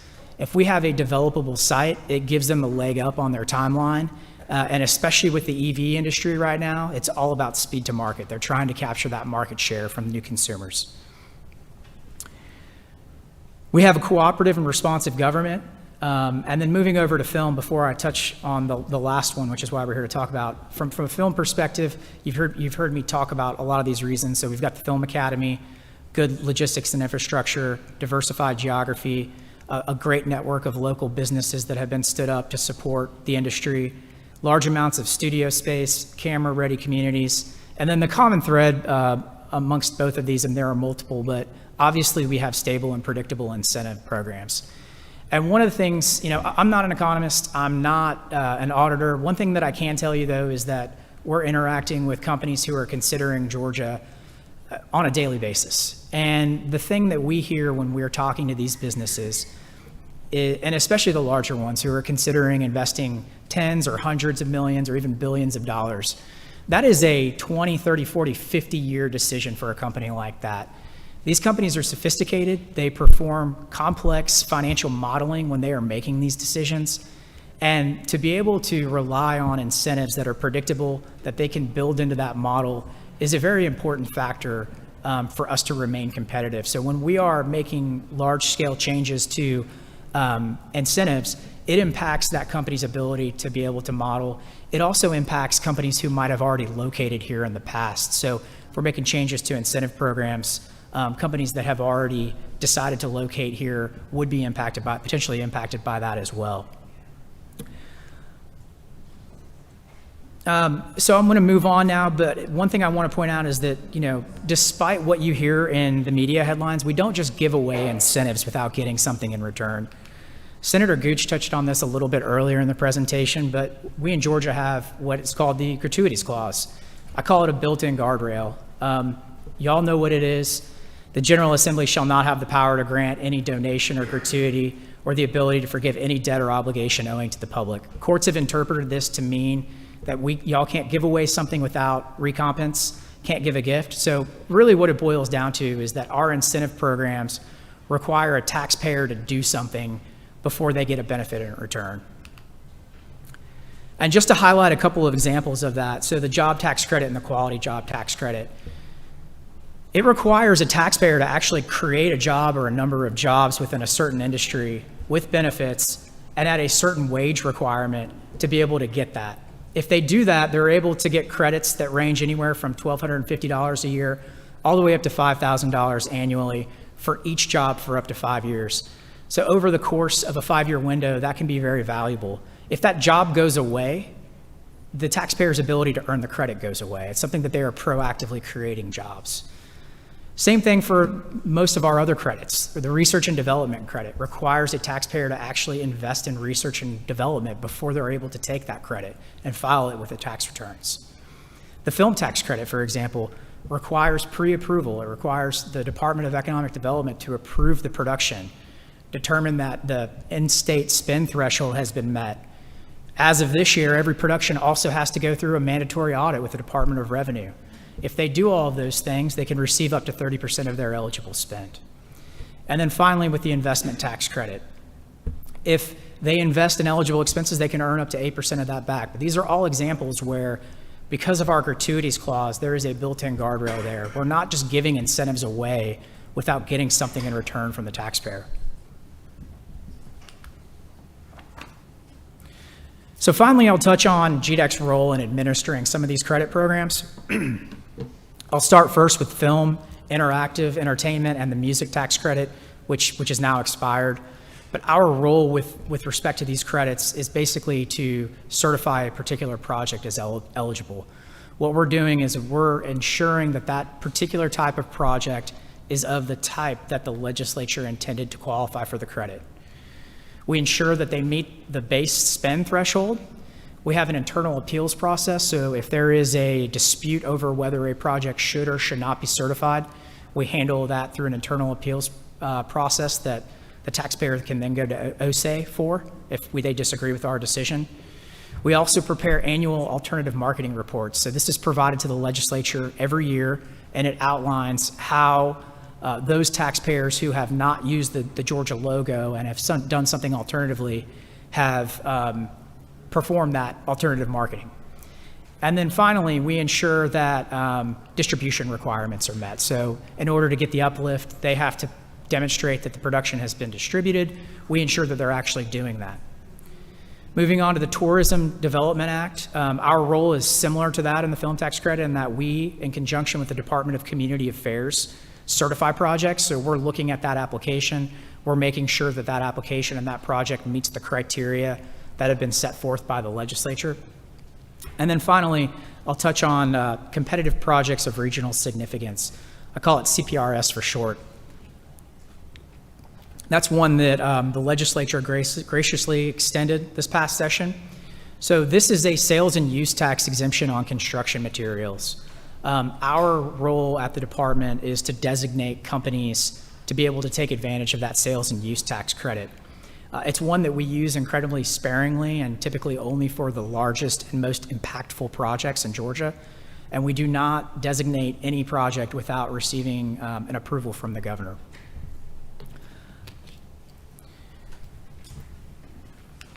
So that concludes my presentation. I really appreciate you giving us the opportunity to present today. And with that, I'll be happy to take any questions. All right, thank you for the presentation.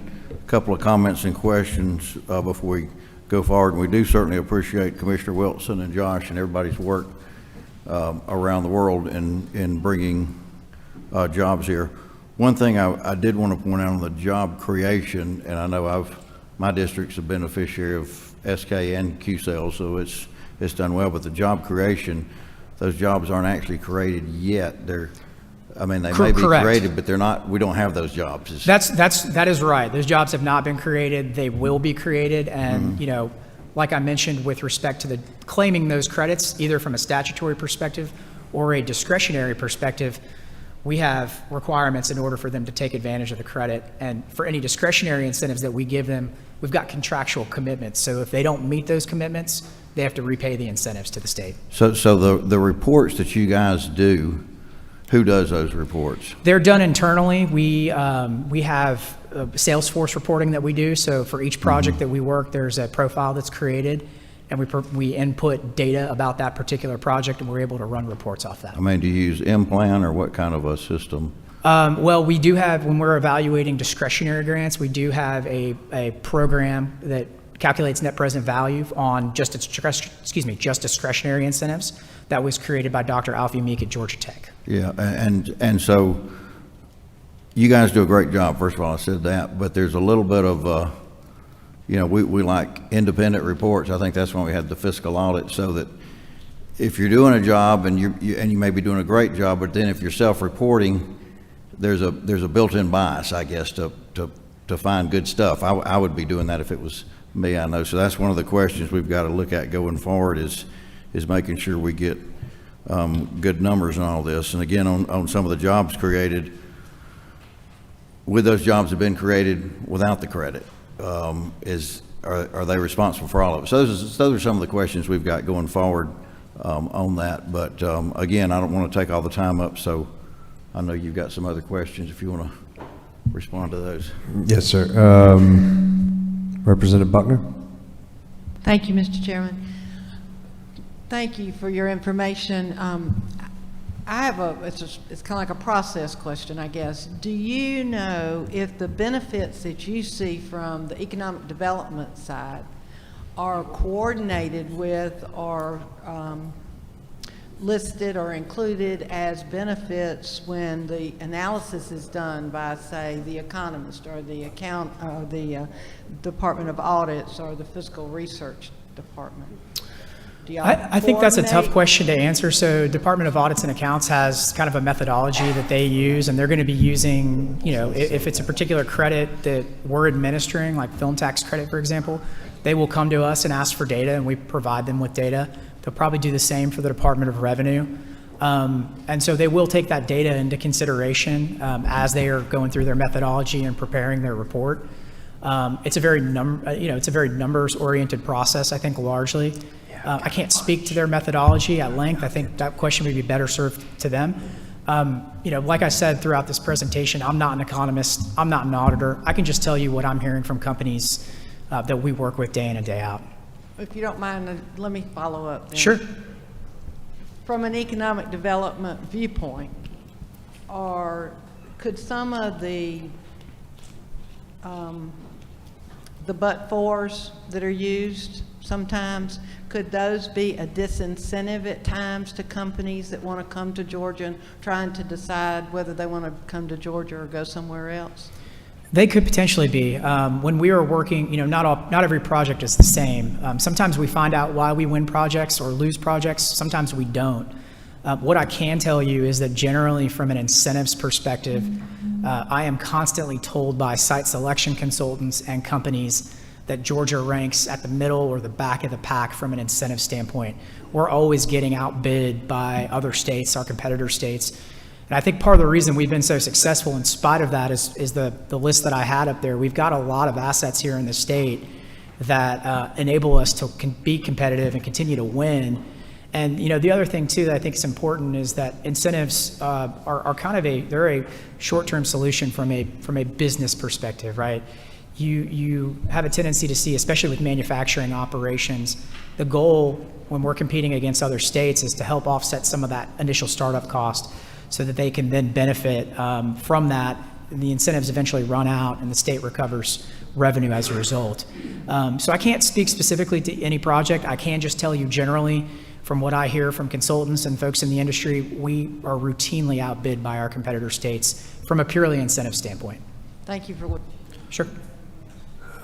And Andrew, you do have Lee Thomas and Joshua Stevens here with you? They are both here, yes. Okay. Do y'all have any, or we've got several questions. You don't mind continuing? I don't mind continuing. Okay. No, that'd be fine. Just want to make sure. Chair Lady Houston. Thank you. The last tax credit you mentioned was the tax credit for large projects.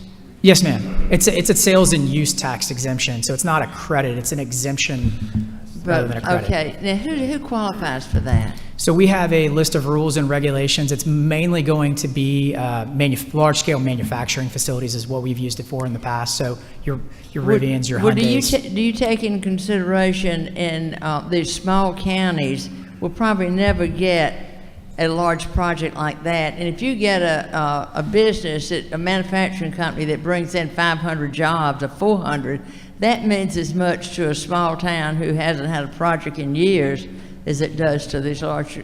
What concessions do you make to those towns? Yes, Representative Houston. We definitely do. The definition of regionally significant depends on where you are in the state. So something in Atlanta. When you say regional significance, you have to party with another county?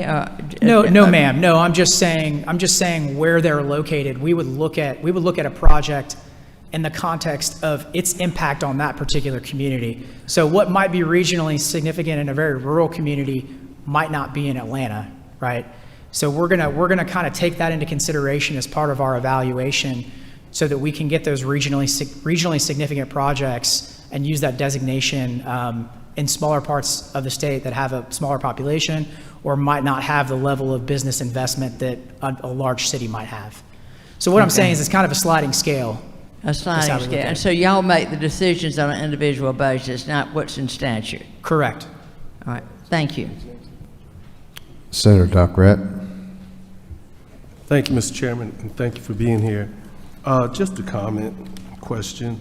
Basically, you're saying these tax credits are not a gratuity. but they encourage economic development which benefits the taxpayers and the communities at large. Correct. What I'm saying, and I'm not a policy maker, I don't make policy, we just apply what policy the legislature enacts. But yes, because of the gratuities clause, there has to be some benefit flowing back to the state of Georgia as consideration for the credit. And you're also saying that the reason Georgia has been so successful is because of our stable and predictive incentives over the years with these programs? That is definitely one of the reasons we've been successful, yes. And that's helped us with competition with other states? Yes, it has. Thank you. Thank you. Representative Fry. Thank you, Mr. Chair. We appreciate all y'all are doing. You're keeping the state rolling. You're recruiting great businesses here. I want to talk about, if we could go back to the idea that, what was that $95 million payroll with the Stranger Things. Stranger Things? Was that one season, 1 year? It was one season, so it was season 4. And so what is the time period in a season? Well, I think it depends on the particular production. I think they vary. It might be 1 year, it might be less than a year. I think it just depends on how long it takes for them to complete that season. Okay, so season 4 was $95 million in approximately a year. What size industry does that $95 million payroll equate to? I mean, it's kind of hard to quantify that, but I mean, that would be a very good sized manufacturer's entire project cost. So something that that a manufacturer might be incurring over a 3 to 5 year period.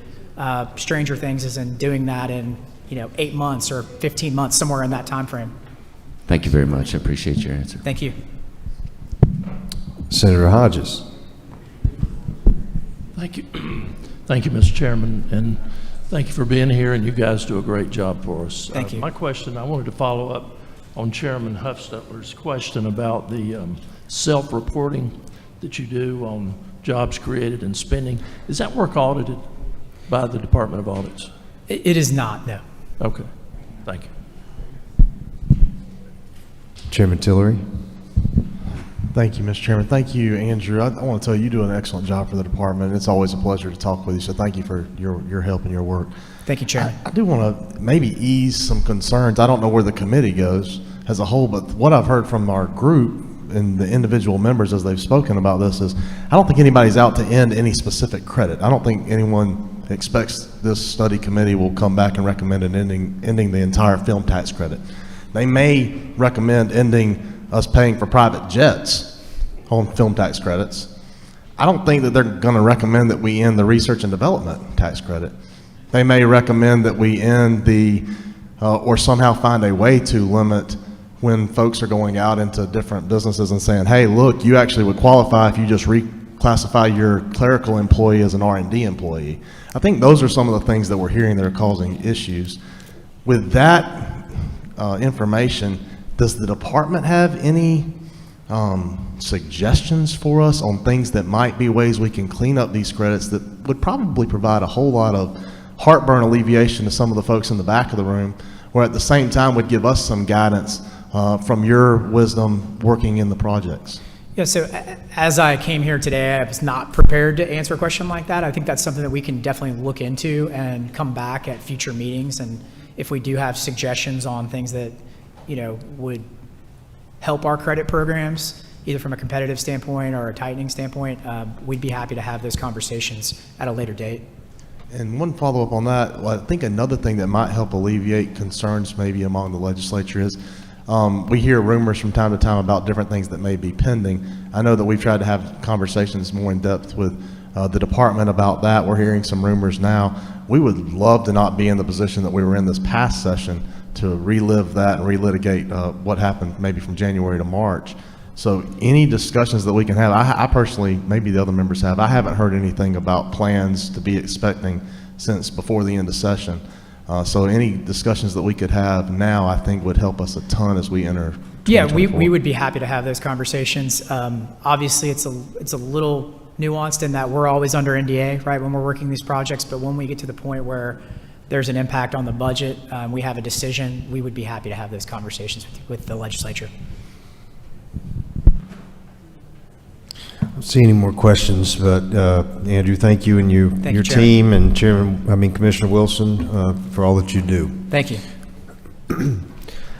Is Commissioner Nunn? There you are with DCA. Now, the last time I heard, Commissioner Dunn was going to be in California right now, so something happened in between. Oh, Commissioner, we appreciate you being here, and I don't know if he's, I see him sneaking out of the room, but I did get a message earlier that we have a senator with a birthday possibly today, and before he slips out of the room, is Senator Anavatarte, is it your birthday today?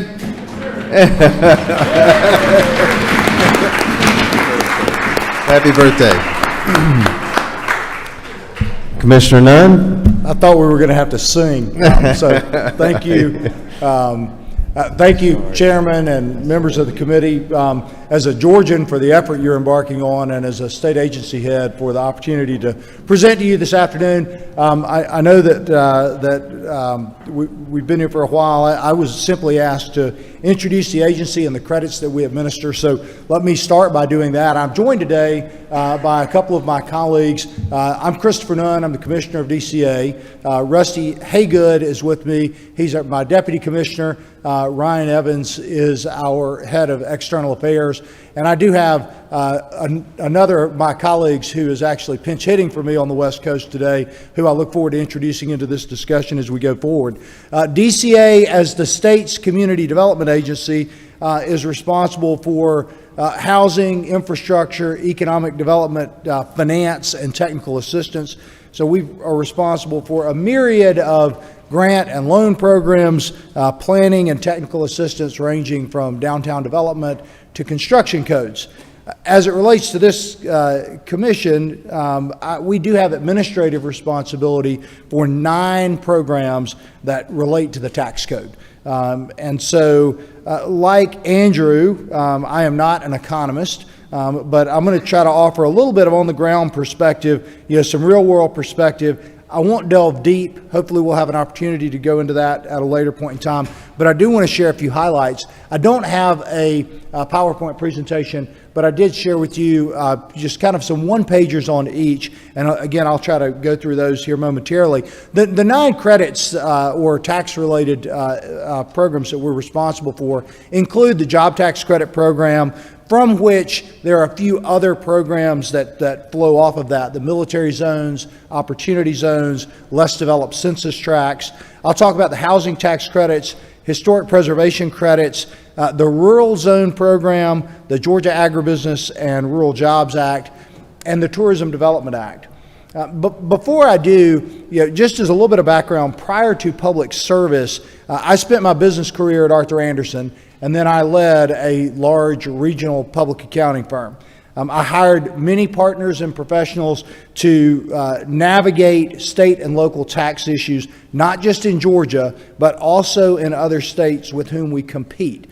And based on that experience, I can attest that, tax credits can be beneficial. I think you heard Dr. Dorfman earlier. They can be beneficial.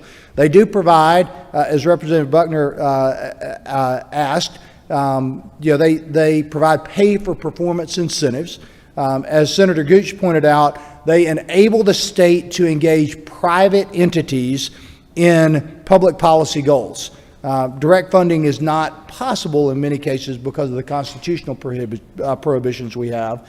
And then they also support specific public policy objectives. However, my point is they're very complex. In fact, each credit is different, but in general, they are successful because, again, they're designed to achieve public policy objectives. They have established guardrails. They are effectively administered by talented professionals. They engage private sector in a manner that is predictable, and they pay for performance. So let's start with the job tax credit. When this program was launched in 1990, the program was simply focused on encouraging job creation in the poorest 40 counties in the state. But it was iteratively expanded over time, and by 2002, it was expanded statewide to all 159 counties to encourage further economic development and encourage businesses to locate and expand in the state.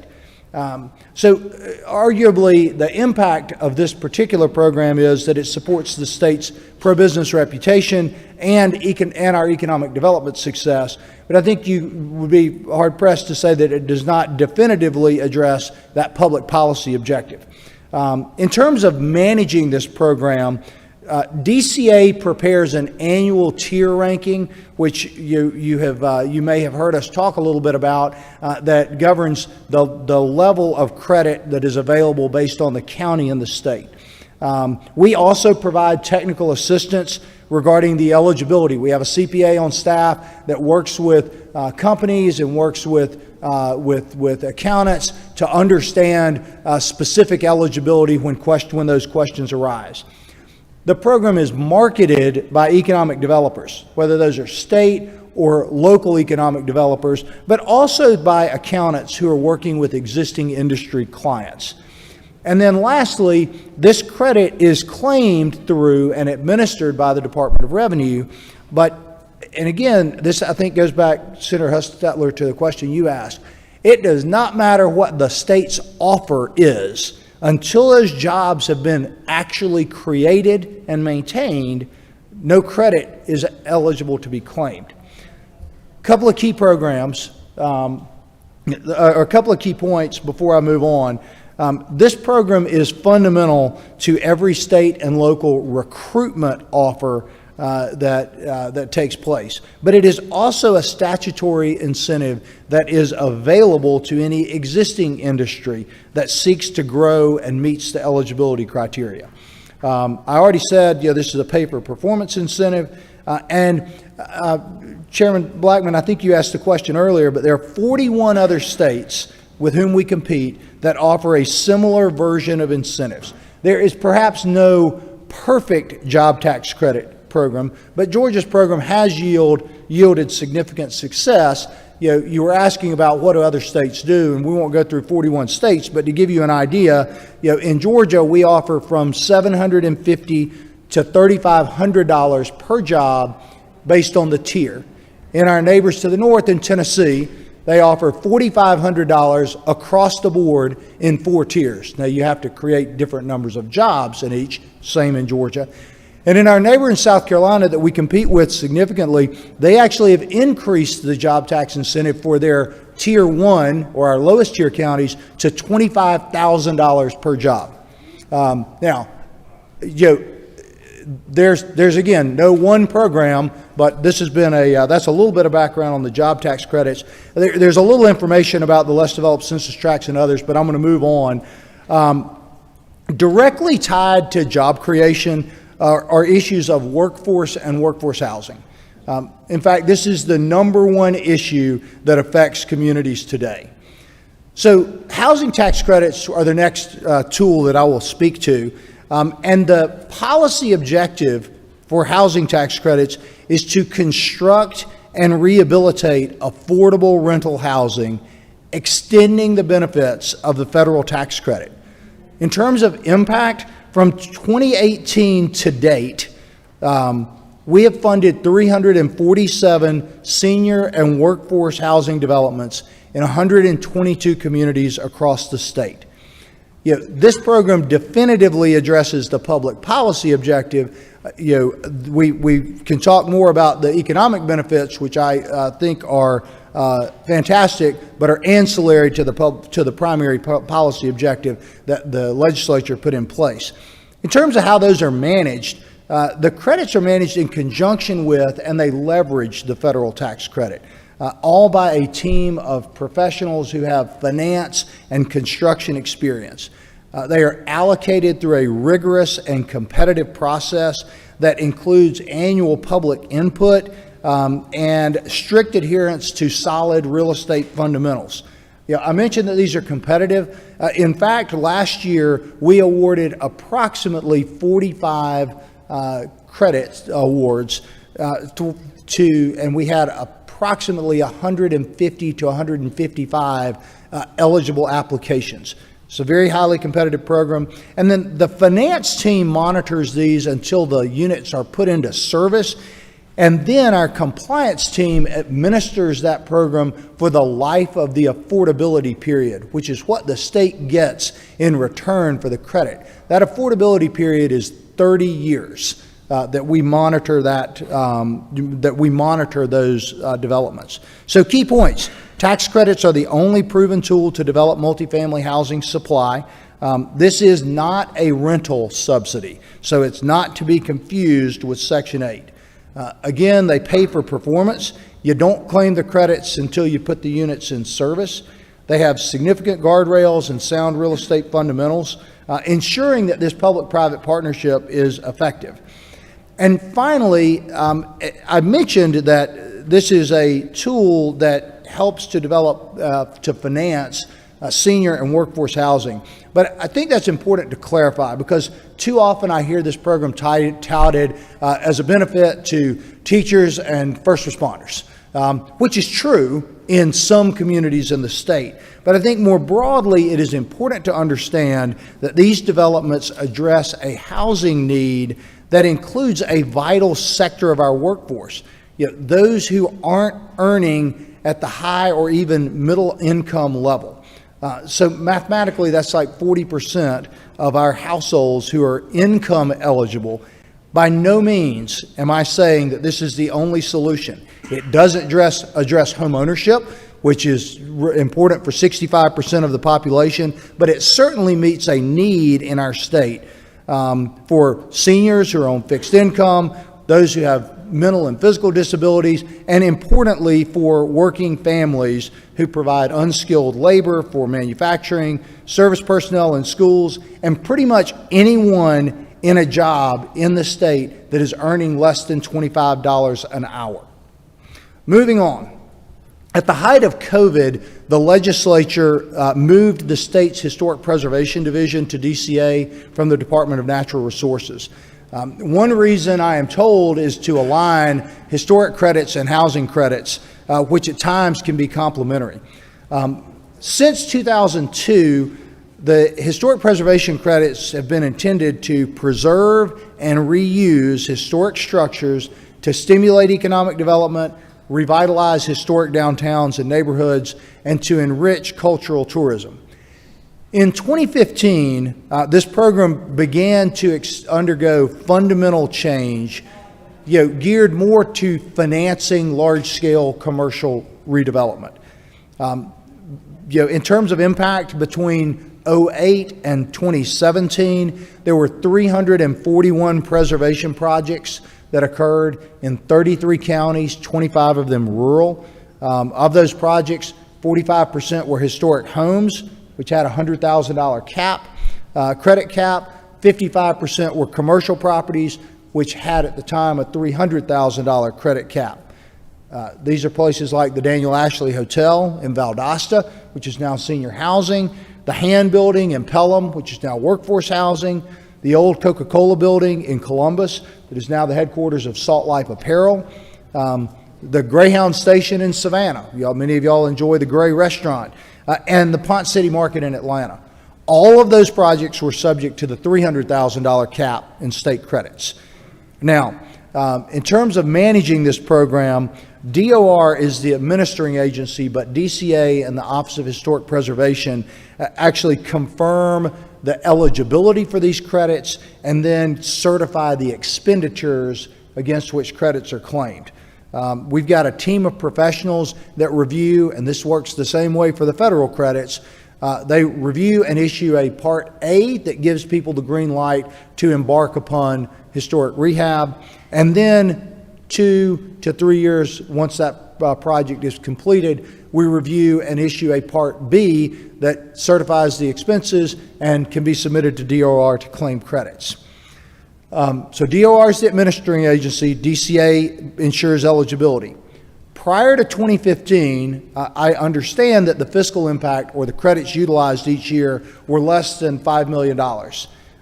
Since 2015, the credits are subject to higher project caps and a cumulative $25 million annual cap, which has been exhausted every year. There is also, I should note, less certainty and predictability, something Andrew talked about in the process, as the cumulative cap is actually consumed on a first-come, first-served basis. Happy to talk about that more later. Let me really quickly touch on the last three. The next program stems from House Rural Development Council efforts in 2017. The Rural Zone program was simply intended to encourage locally driven economic development and historic downtown revitalization. Lots of benefits from a marketing standpoint. We have a really strong pipeline of communities who apply for this designation every year. In fact, 52 have received downtown designations, and some, like Bainbridge, my hometown in Perry, and Cornelia, have really leveraged this tool as part of a broad-scale economic plan. Other designees have really put minimal effort into leveraging the designation, and to date, I understand that less than $3 million in credits have actually been claimed.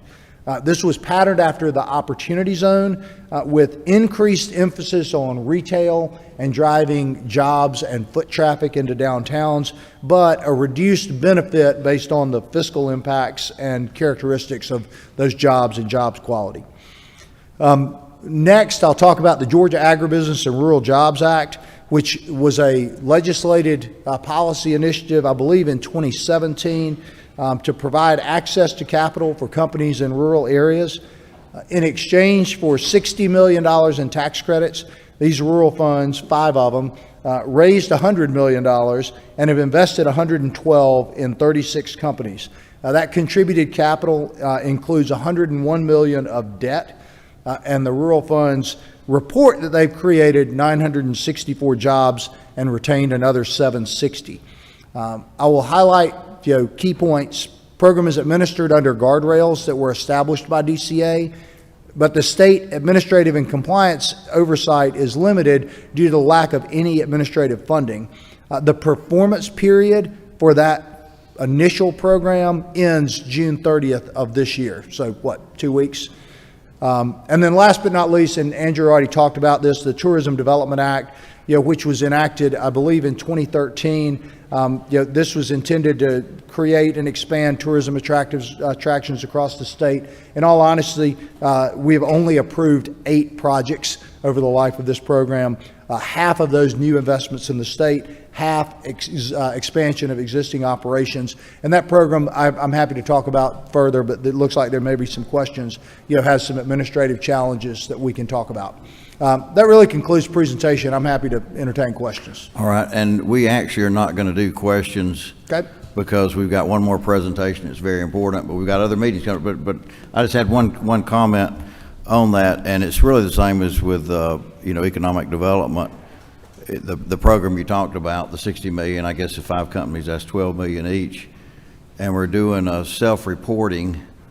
I kind of feel like if somebody's getting $12 million, there ought to be some sort of audit done on them. And I hope we can work together on changing, our reporting system and confidence of these programs going forward. Happy to do that. Thanks.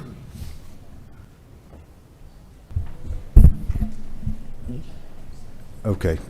Commissioner, thank you so much for altering your plans to be with us here today. I appreciate the presentation, the comments, and I know we'll probably be circling back up with you at some other date. The time is getting a little short. We have one more department to present today, and that's the Department of Revenue. I did see the commissioner there. Last but certainly not least, appreciate y'all being with us today. I know you've sat back there patiently waiting. How you doing, sir? Good. Hey, how you doing? I'll be right here. Great. Thank you, Mr. Chairman, members of the committee. We're happy to be here today to present and assist with your important work. First, I should get it out of the way that I'm not an economist either, but I have a lot of respect for Drs. Dorfman and Bushman, who we've worked with quite a bit over the years. I'm going to introduce some members of the department that are my experts. Kelsey Finn is the Director of Income Tax Policy. Chester Cook is the Deputy State Revenue Commissioner. Austin Gibbons is our Director of External Affairs and Communications. Charles Elrod, our Senior Managing Attorney for Tax Operations, and Joe Snowden is our Legislative and Legal Affairs Specialist. Now we're going to give you an overview of income tax credits and sales tax exemptions. And Kelsey does have a slide with all the income tax credits on it, so we will answer that question, but I won't spoil it right now. But without further ado, Kelsey Finn. And while Kelsey's coming up there, if I can, on behalf of our committee, and maybe Chairman Huffstedler would likely agree, you have an outstanding team and y'all do an outstanding job, and we really appreciate the support that you give us at the Ways and Means. Let's see, can you guys hear me well, or? All right, yeah. So I know agencies were asked to present all the credits that they administer. DOR administers over 50 income tax credits, so hopefully none of you have anywhere to be in the next few hours. But kidding. Instead, we're going to go provide an overview of how the tax credit process works at DOR. We're happy to give a deeper dive into individual credits and serve as a resource as questions come up.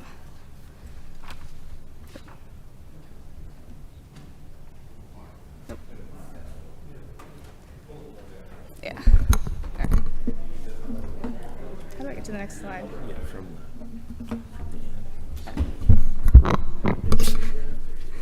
Yeah, thanks. Is it this one? Okay. No, that's, yeah. Okay. So in this first slide, we have listed out the 50+ income tax credits that are administered by the department. For reference, we have color-coded the credits to show how they're being used. 13 of these credits have been sunsetted or repealed, and 10 of which are still being carried forward. This means that while these credits are no longer generated, taxpayers that previously earned these credits are carrying the credit forward to be used on future tax liability. This next slide provides a brief snapshot of different, oops, went back. That's, how do I go backwards? Okay, thank you. Okay. This next slide provides a brief snapshot of different processes that may apply to specific tax credits. We'll expand on this in later slides, but briefly, pre-approval is a process normally applied to capped credits in which a taxpayer estimates the amount they will qualify for prior to earning a credit. Some credits can be transferred or sold, and lastly, some credits can be applied against withholding. Credits can be capped or uncapped. There are several types of capped credits. An individual or entity level cap is an annual cap that limits each taxpayer to a statutory dollar value or an amount based on a percentage of the taxpayer's income tax liability. An aggregate cap is a cap on the tax credit as a whole, which limits the credit to a specific appropriated amount for that tax year, split between all qualified taxpayers. It's generally first come, first serve. And donation credits are often capped at the individual entity level, the donor, and at the organization level by the donee receiving entity. And pre-approval process. Cap credits are generally require pre-approval, as it's not possible to implement a credit cap via tax returns. The pre-approval process generally requires taxpayers to apply with an estimate of what they believe they will qualify for. When the credit is generated, the credit amount is adjusted down to the value they actually earned. For aggregate caps, the credit is first come, first serve. Pre-approved amounts are prorated on the day that the cap is met. Following the day that the cap is met, additional applicants are then denied for approval, even if they meet the certification requirements. Many aggregate caps are met in one day. While the pre-approval process does provide taxpayers the opportunity to pre-qualify for their tax credit ahead of filing their return, it may also incentivize taxpayers to overestimate what they will qualify for on their pre-approval application. This is because the pre-approved amount is the maximum they can receive as a credit. After adjustments are made, any amount of the pre-approved amount above the adjusted amount is considered lost and not added back into the pot for other taxpayers. So, for example, if a taxpayer is approved for $500,000, then $500,000 is removed from the aggregate cap. If that taxpayer ends up only qualifying for $200,000, then $300,000 is used from the cap but not actually generated as a tax credit. That being said, if the taxpayer had estimated $200,000 but actually qualified for $500,000, they would be limited to $200,000, despite exceeding their estimate and providing greater economic stimulus to the state.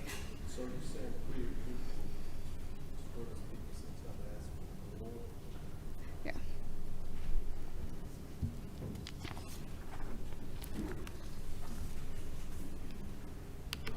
In contrast, uncapped credits are not subject to an annual predetermined limit, but they are still limited. These limitations stem from the requirements outlined in the statute. To qualify, taxpayers must be engaged in some benefit to the state of Georgia to earn a credit against their tax liability. These requirements include, but are not limited to, the amount they invest in the state, the number of jobs they created, or the use of Georgia vendors or companies.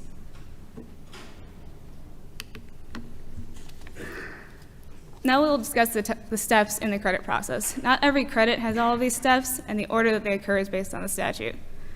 So pre-certifying is when an applicant is required to meet criteria prior to moving forward with generating the credit. Pre-approval is usually for capped credits. Taxpayers generally submit a request to the Georgia Tax Center, and for aggregate caps, it's a first-come, first-served basis until the cap is met. Generating is the step when the tax credit certificate is actually created. Allocating is when the originator assigns credit amounts to related entities or shareholders on their return. And utilizing occurs when a taxpayer is actually applying the credit against tax liability on their tax return. And lastly, auditing occurs when pre-certified amounts are adjusted based on audit findings. For example, with the film tax credit, every credit is subject to a mandatory audit prior to credit generation. The estimated amount that is pre-certified by economic development is then adjusted by auditors to reflect actual expenditures in Georgia. This change was made by the legislature in 2020. I'll briefly touch on the difference between allocating and transferring a credit. Most credits cannot be sold or transferred, but many credits can be allocated. An allocated or assigned credit is a credit that is moved to partners or shareholders of an entity. A transfer is generally a sale of a credit to another entity with Georgia tax liability. Transfers occur because a company that does not qualify for the credit may buy a tax credit from a company that did earn one. The company that purchases the credit can then apply it against their Georgia tax liability. The company selling the credit must identify who the credit is being sold by and who it is being sold to.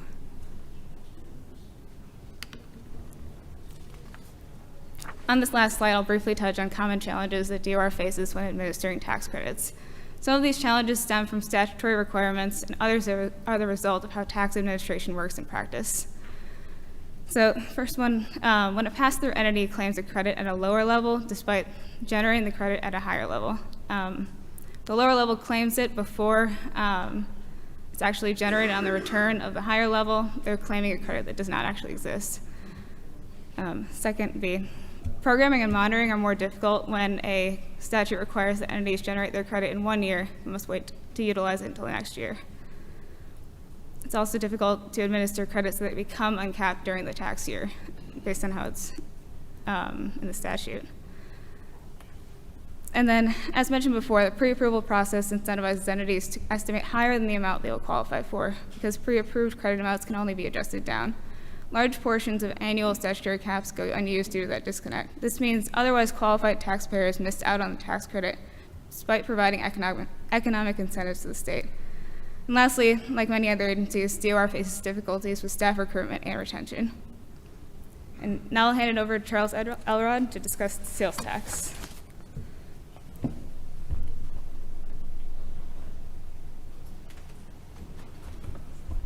All right, thanks, Kelsey. When I was asked to speak today, I found out a couple things. One, I'm here to talk about sales tax, but I found out this meeting is almost entirely for tax credits, and two, I was going to go last. So the first note I wrote was be swift. So I'm not going to speak very long. I think the department is ready to answer questions y'all may have here today on tax credits, but I'm obviously here to answer anything you may have on the exemption side as well. So I've heard 101 tax credits today, so this is kind of freshman level sales tax exemption side of the house. First and foremost, there are over 100 of them in Georgia. So let me go ahead and get there. Sorry about that. That's me. And there's that, over 100. I think it's like 103, 104 currently is where we stand. And while the tax credits have been more common recently from an incentive perspective, we certainly have them on the sales tax exemption side of the House, but they're just not coming from the legislature as frequently these days. So the first thing I want to do is just talk through kind of what types of exemptions are out there, which is where I should probably start and say this is not all about business economic incentives, which is also a reason why I'm going to move rather swiftly as promised. So you can see here product-based exemptions. We heard earlier in the day somebody referred to necessity type exemptions. That's exactly what you have here. If you look at the first three being hearing aids, prescription drugs, oxygen. We're all very familiar with the necessity exemptions. Groceries fall into this list as well. The others I'm not going to really walk through. They don't really fit in the same category. Lottery tickets are tax exempt solely because of the fact that the state generates revenue through other means of just the actual overall sales. Won't get into cookies, going to skip over the computer software. So I'm going to turn over to the other side. The organization-based exemptions, that really has like two subparts. One is kind of the nonprofit government school sector, and then the private sector, which is obviously the focus more here today. So you see your nonprofits right there. I'll stop and give the public services announcement that not everything that all 501c3 purchased in the state of Georgia are tax exempt. We get that question probably 15 to 30 times a day. But you can see here, these are purchases made by volunteer health centers, nonprofit hospitals. Those would serve as examples of 501c3s that can qualify for tax-exempt purchases. You see a prime example of schools. I don't know why it even says the construction projects for the University of Georgia system. The whole system can make their purchases tax-exempt as well. And let's see if we're missing anything out. Oh, and then the government agencies too, at both the state level and the local, and even all the way down to the municipalities. So, but that's part A of the organization-based exemptions, and you can see none of those are the private sector. In the private side of things. They're more of hybrids in a lot of ways, in that they're private companies that are going to make them eligible, but it's what they're purchasing, which is kind of the product side, that those combined are what are going to entitle those particular companies for the exemption. And all of them, or at least almost all of these exemptions, are incentive-based. So you're talking about easy ones to think about would be our manufacturing exemption. You have to qualify as a manufacturer, and then you're eligible to buy certain manufacturing equipment and machinery. Andrew was here earlier today. He touched on both competitive projects, as well as, I think he had up on his presentation, he had Tourism and Development Act, two of the bigger, exemptions that have come out in the last 10 or 15 years that companies can take advantage of. And another example that is getting a lot of attention these days would be your high technology data centers. So that's just a potpourri of the type of exemptions. As I said, there are over 100. If I wanted to walk through all 100, I'd probably be on 48 right now, which is crab meats can be bought by licensed crabbers without paying sales tax. So I figured that we didn't want to go through all 103 of them today. So, the process, and I guess this is, I'm moving fast here, but DOR's part, we just administer, we follow the directions given us to by the legislature. But I think it's probably important to point out these four kind of buckets right here. I'm not actually going to go in order. The self-help is where I'll go first. It's the easiest. There's a big compliance component to that. Taxpayers just come on to the website, they print out their form. Usually oftentimes it's going to be an ST5, and that's what they hand to the vendors when they need to make tax-exempt purchases. So that has the least amount of administration, and then from a DOR perspective, because it's primarily voluntary compliance, we're really only involved on the backside from more of an audit perspective. Next, let's see here, where do we want to go? Let's go to application-based. Printed out on 2 sides, and now I can't even figure out where I am. All right, application-based. So this actually has 2 subparts as well, but it's pretty simple on its face. We want to make sure that that the entity that thinks that they're entitled to the exemption does indeed qualify, and then we hand them either a letter of authorization or a certificate of exemption, and off they go on their merry way. It's just one extra step over what you see at self-help. I will also add a big exemption in the state. It goes through our GATE program for agriculture, and we actually are not in charge of that application. We're not the gatekeeper, no pun intended, but rather agriculture hands out the GATE cards, and we are just the back-end administrator of the GATE program. Reporting requirements up there in the upper right. Oftentimes, revenue's tasked with receiving annual reports, usually the things that we're primarily looking to, the data we're capturing is how much is the credit worth to the state, just to get figures on that, and then there's the ongoing compliance for somebody who has prereqs that need to be met and need to continuously be met through the life of a particular exemption. So we are always mindful to make sure that we get that data collected correctly. And that leads us finally with the refund process. It's for capped exemptions, but I'll just stop and say that everything else here has been kind of front end, where taxpayers can avail themselves of ways to go out and not pay tax on the front end. Large percentage of our tax exemptions are through a refund process, and you can see that a few of them are actually even capped, and I believe that the zoos and aquariums was extended, the sunset provision was extended in this last session, and I think it's an additional 800,000, maybe what the add-on amount is for that. So nothing special there. I'm holding. So I'll flip to the next one, and I'm not going to walk through this, but this is administration at work right here. Is all this is for sales tax exemptions. You can see the word documentation over and over again, and that's a lot of the grunt work of what takes place to make sure that we are handing out exemptions properly. Not going to go through each and every one of these. Again, we're moving. And look at there. Did anybody want to talk about that crab meat exemption again? So I need to wear glasses when I come up to do this, and I put my glasses on over there for 2 seconds, and I looked up and said, I'm just going to take my glasses off. I don't want to see my audience right here at 3:30 this afternoon. So anyway, I appreciate y'all hanging in there, and on the behalf of the department, I guess we're ready to take any questions you may have, Chairman. You just did a remarkable job. There aren't any lights lighted up at all. So I did want to ask real quick, if I could, Commissioner,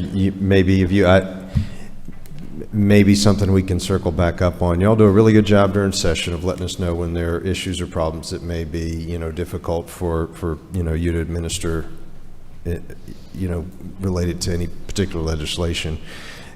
I know you mentioned some things during your presentation. I think slide 12 had, different things that can be problematic. Is there any examples under the credits that might, be overly burdensome from an administrative standpoint that you'd be willing to share? Not to speak to the merit of any credit, just whether or not the administrative component is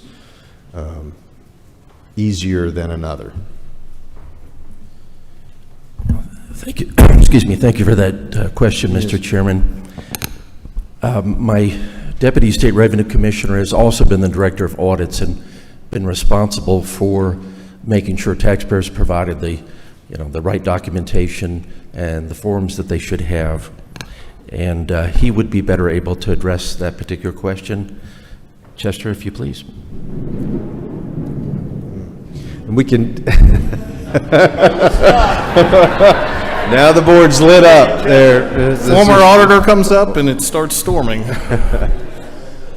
Yeah, so a little bit was addressed in our presentation. So for us, right, we're really concerned about making the trains run on time and making sure whatever policy the legislature would like to put in place, that we do it effectively, efficiently. So things such as when we have pre-approval credits, making sure that, you know, the statute's clear on the timing of when those are, how the caps work, and how, when sort of the rubber meets the road, how those come through and people could claim the credits. So an example which is noted in there, just to provide one, and we're certainly glad to have conversations as you look through and see all of this stuff, you know, would be some of the pre-approval credits. And examples of those might be, you know, the SSO for schools, rural hospital, those kinds of things. And then which the legislature has generally increased some of the caps on some of those, particularly as businesses and what we have now, the pass-through exemption where entities can elect to be traded as a corporation, so therefore they can use these credits now as, you know, making sure we look at, you know, what the results of those are. We do have some situations where, for example, corporations are applying for the credit and they have to come in and estimate the amount of income they're going to have, and then when they come in to actually get the credit, it turns out it may be different and may be lower. So what's happening in that situation is their credit's actually being reduced even though they made a larger contribution, which may not have been fully what was intended, but is sort of a result there. Just sort of little things like that we go on. In terms of, you know, broadly for the credits, most of them are pretty clear.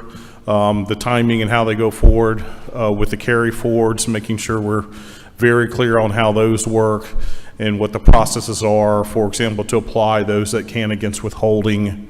And then for any particular credit, making sure, you know, that we're certain of which group of taxpayers are made to go within that group to avoid controversies later. It makes us easier on the front end and the back end to do that. But in terms of credits in general, in particular tax credits, that's obviously a big piece of our work, a big piece of our audit function. We look at a lot of that. Obviously, film tax 100% audit now. We were already looking at a large piece of that already, even before, along with our other tax credits. The larger they are, the more incentives that are given, the higher the likelihood that we'll be paying that person a visit to make sure they did what they said they were going to do.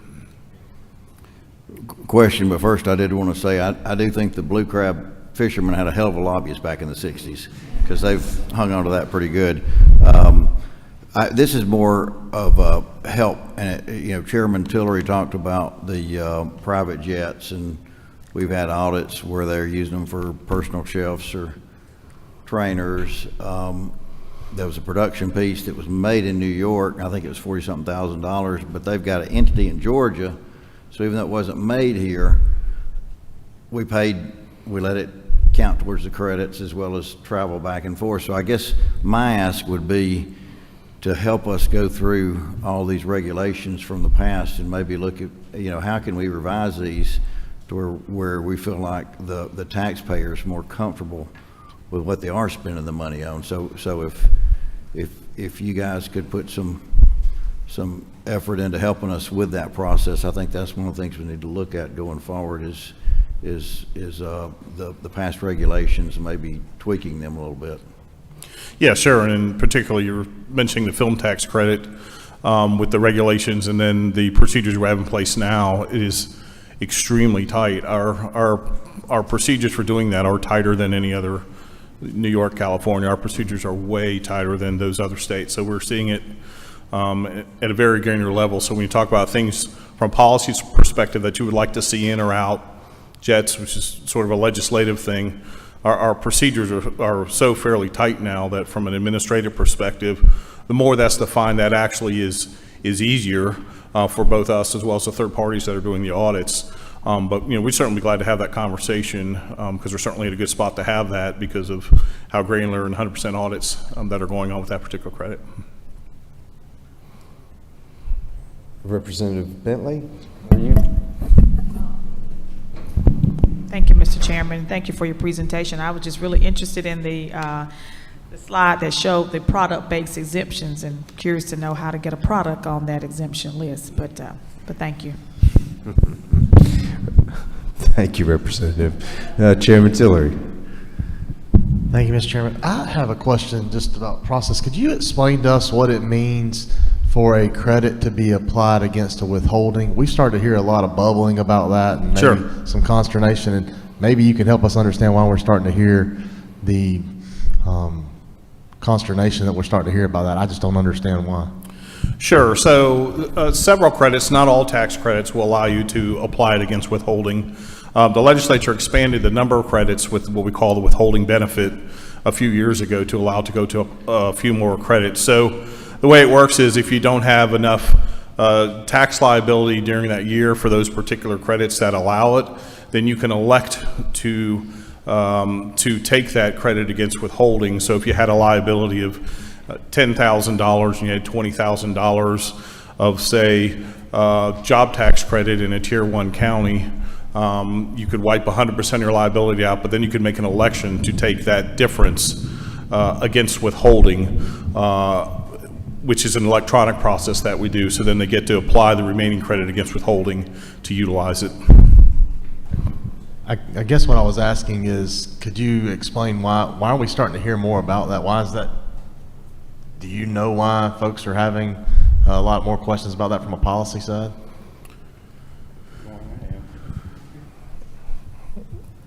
Representative Martin, were you? I think recognize. I think the reason it's popped up on my thing is this is, correct me if I'm wrong, sir, but this is if you work for a company and they withhold your 6.75% your tax, they use the credit to pay for it. So they actually take the employee's money that they keep it and they monetize that and then use that credit. And so it's a bit different than using it for a credit of a tax that the company itself would owe. Correct, and also just to clarify, all the credits that have a withholding benefit are only for the generators referred to it or the entity that created the credit and did the activity in order to get the credit. So those that are even transferable that do have a withholding benefit, that does not pass along to subsequent purchasers of the credit, so they can't do that. It's only what we refer to as the generator of the credit. Senator Hickman. Thank you, sir. Just a couple of quick questions. First of all, being a numbers person, do we know how much the sales tax exemptions are costing us? And you said there's 100 and some odd, 103 exemptions. How much is that costing us having those exemptions? And then the second thing is, are we capturing now? Do you feel like now we're capturing most, if not all, of the online sales? And then the third question would be, how much of the actual tax credits are they costing us? Okay, so starting with the question on sales tax, I will say that is a multi-part answer. Some of the exemptions are claimed at the point of purchase, so someone may claim an exemption that's a product-based exemption at the time they purchase it. Those items are not reported separately. So in terms of the fiscal impact on the state, that would be through either the fiscal note for the exemption that passed, or it would be in the Georgia State University's annual tax expenditure guide with their estimate of what it costs. So for example, someone had sent me a text that they wanted me to talk about Girl Scout cookies, which are amazingly tasty, so I don't want the Girl Scouts chasing me. But we don't track that. So when you go to the Girl Scout cookies or the Girl Scouts or other product-based exemptions at your local grocery store that are exempt, that's not reported separately on a return. So those are estimates there. There are some exemptions that have caps. For example, there have been caps placed on the zoo, aquarium, those types that have a certain amount to spend. And then there are others, such as the data centers, that have a reporting requirement for how much sales tax was saved by that particular entity. That's also reported. So very few of them are reported or captured separately because they all roll through a sales tax return like many other. So most of them are the result of fiscal estimates. But I wouldn't even think about a Girl Scout, because I was thinking about just a pure sales tax report that says gross sales, and then the next line says like exempt sales. Mm-hmm. How much of those exempt sales are there in Georgia? Yeah, I don't have that number. I could go back and find out what gross versus exempt sales are. I will tell you that some taxpayers report what I call a gross basis, where they put all their sales in, then exempt sales out, and then put taxable. And some taxpayers will report their taxable sales with no exempt sales, and then it's the same number. It gets to the same number. So I could provide that number, but it probably would not be completely accurate number in terms of what's going through there and what the true exempt amount is. Because, for example, businesses may decide to report their sales for resale to other businesses that aren't subject to tax. They may decide to report that on the exempt sales line or not. So those are the kind of things that are in that line. So that may not give you exactly that piece of it. Yeah, okay, thank you. And then I think you had two other. Use your mic.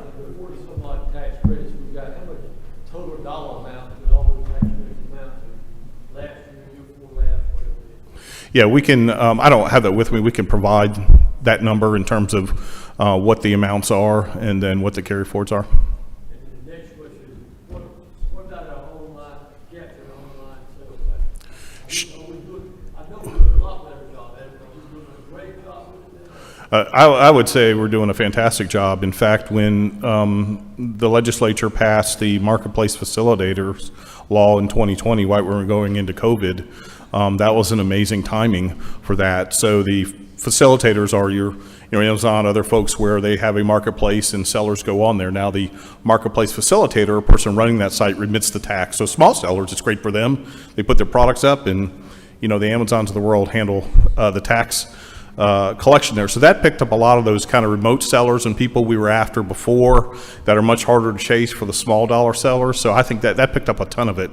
And in terms of dollars, we're running probably $61 to $63 million a month in state and local sales tax collections a month just on facilitators.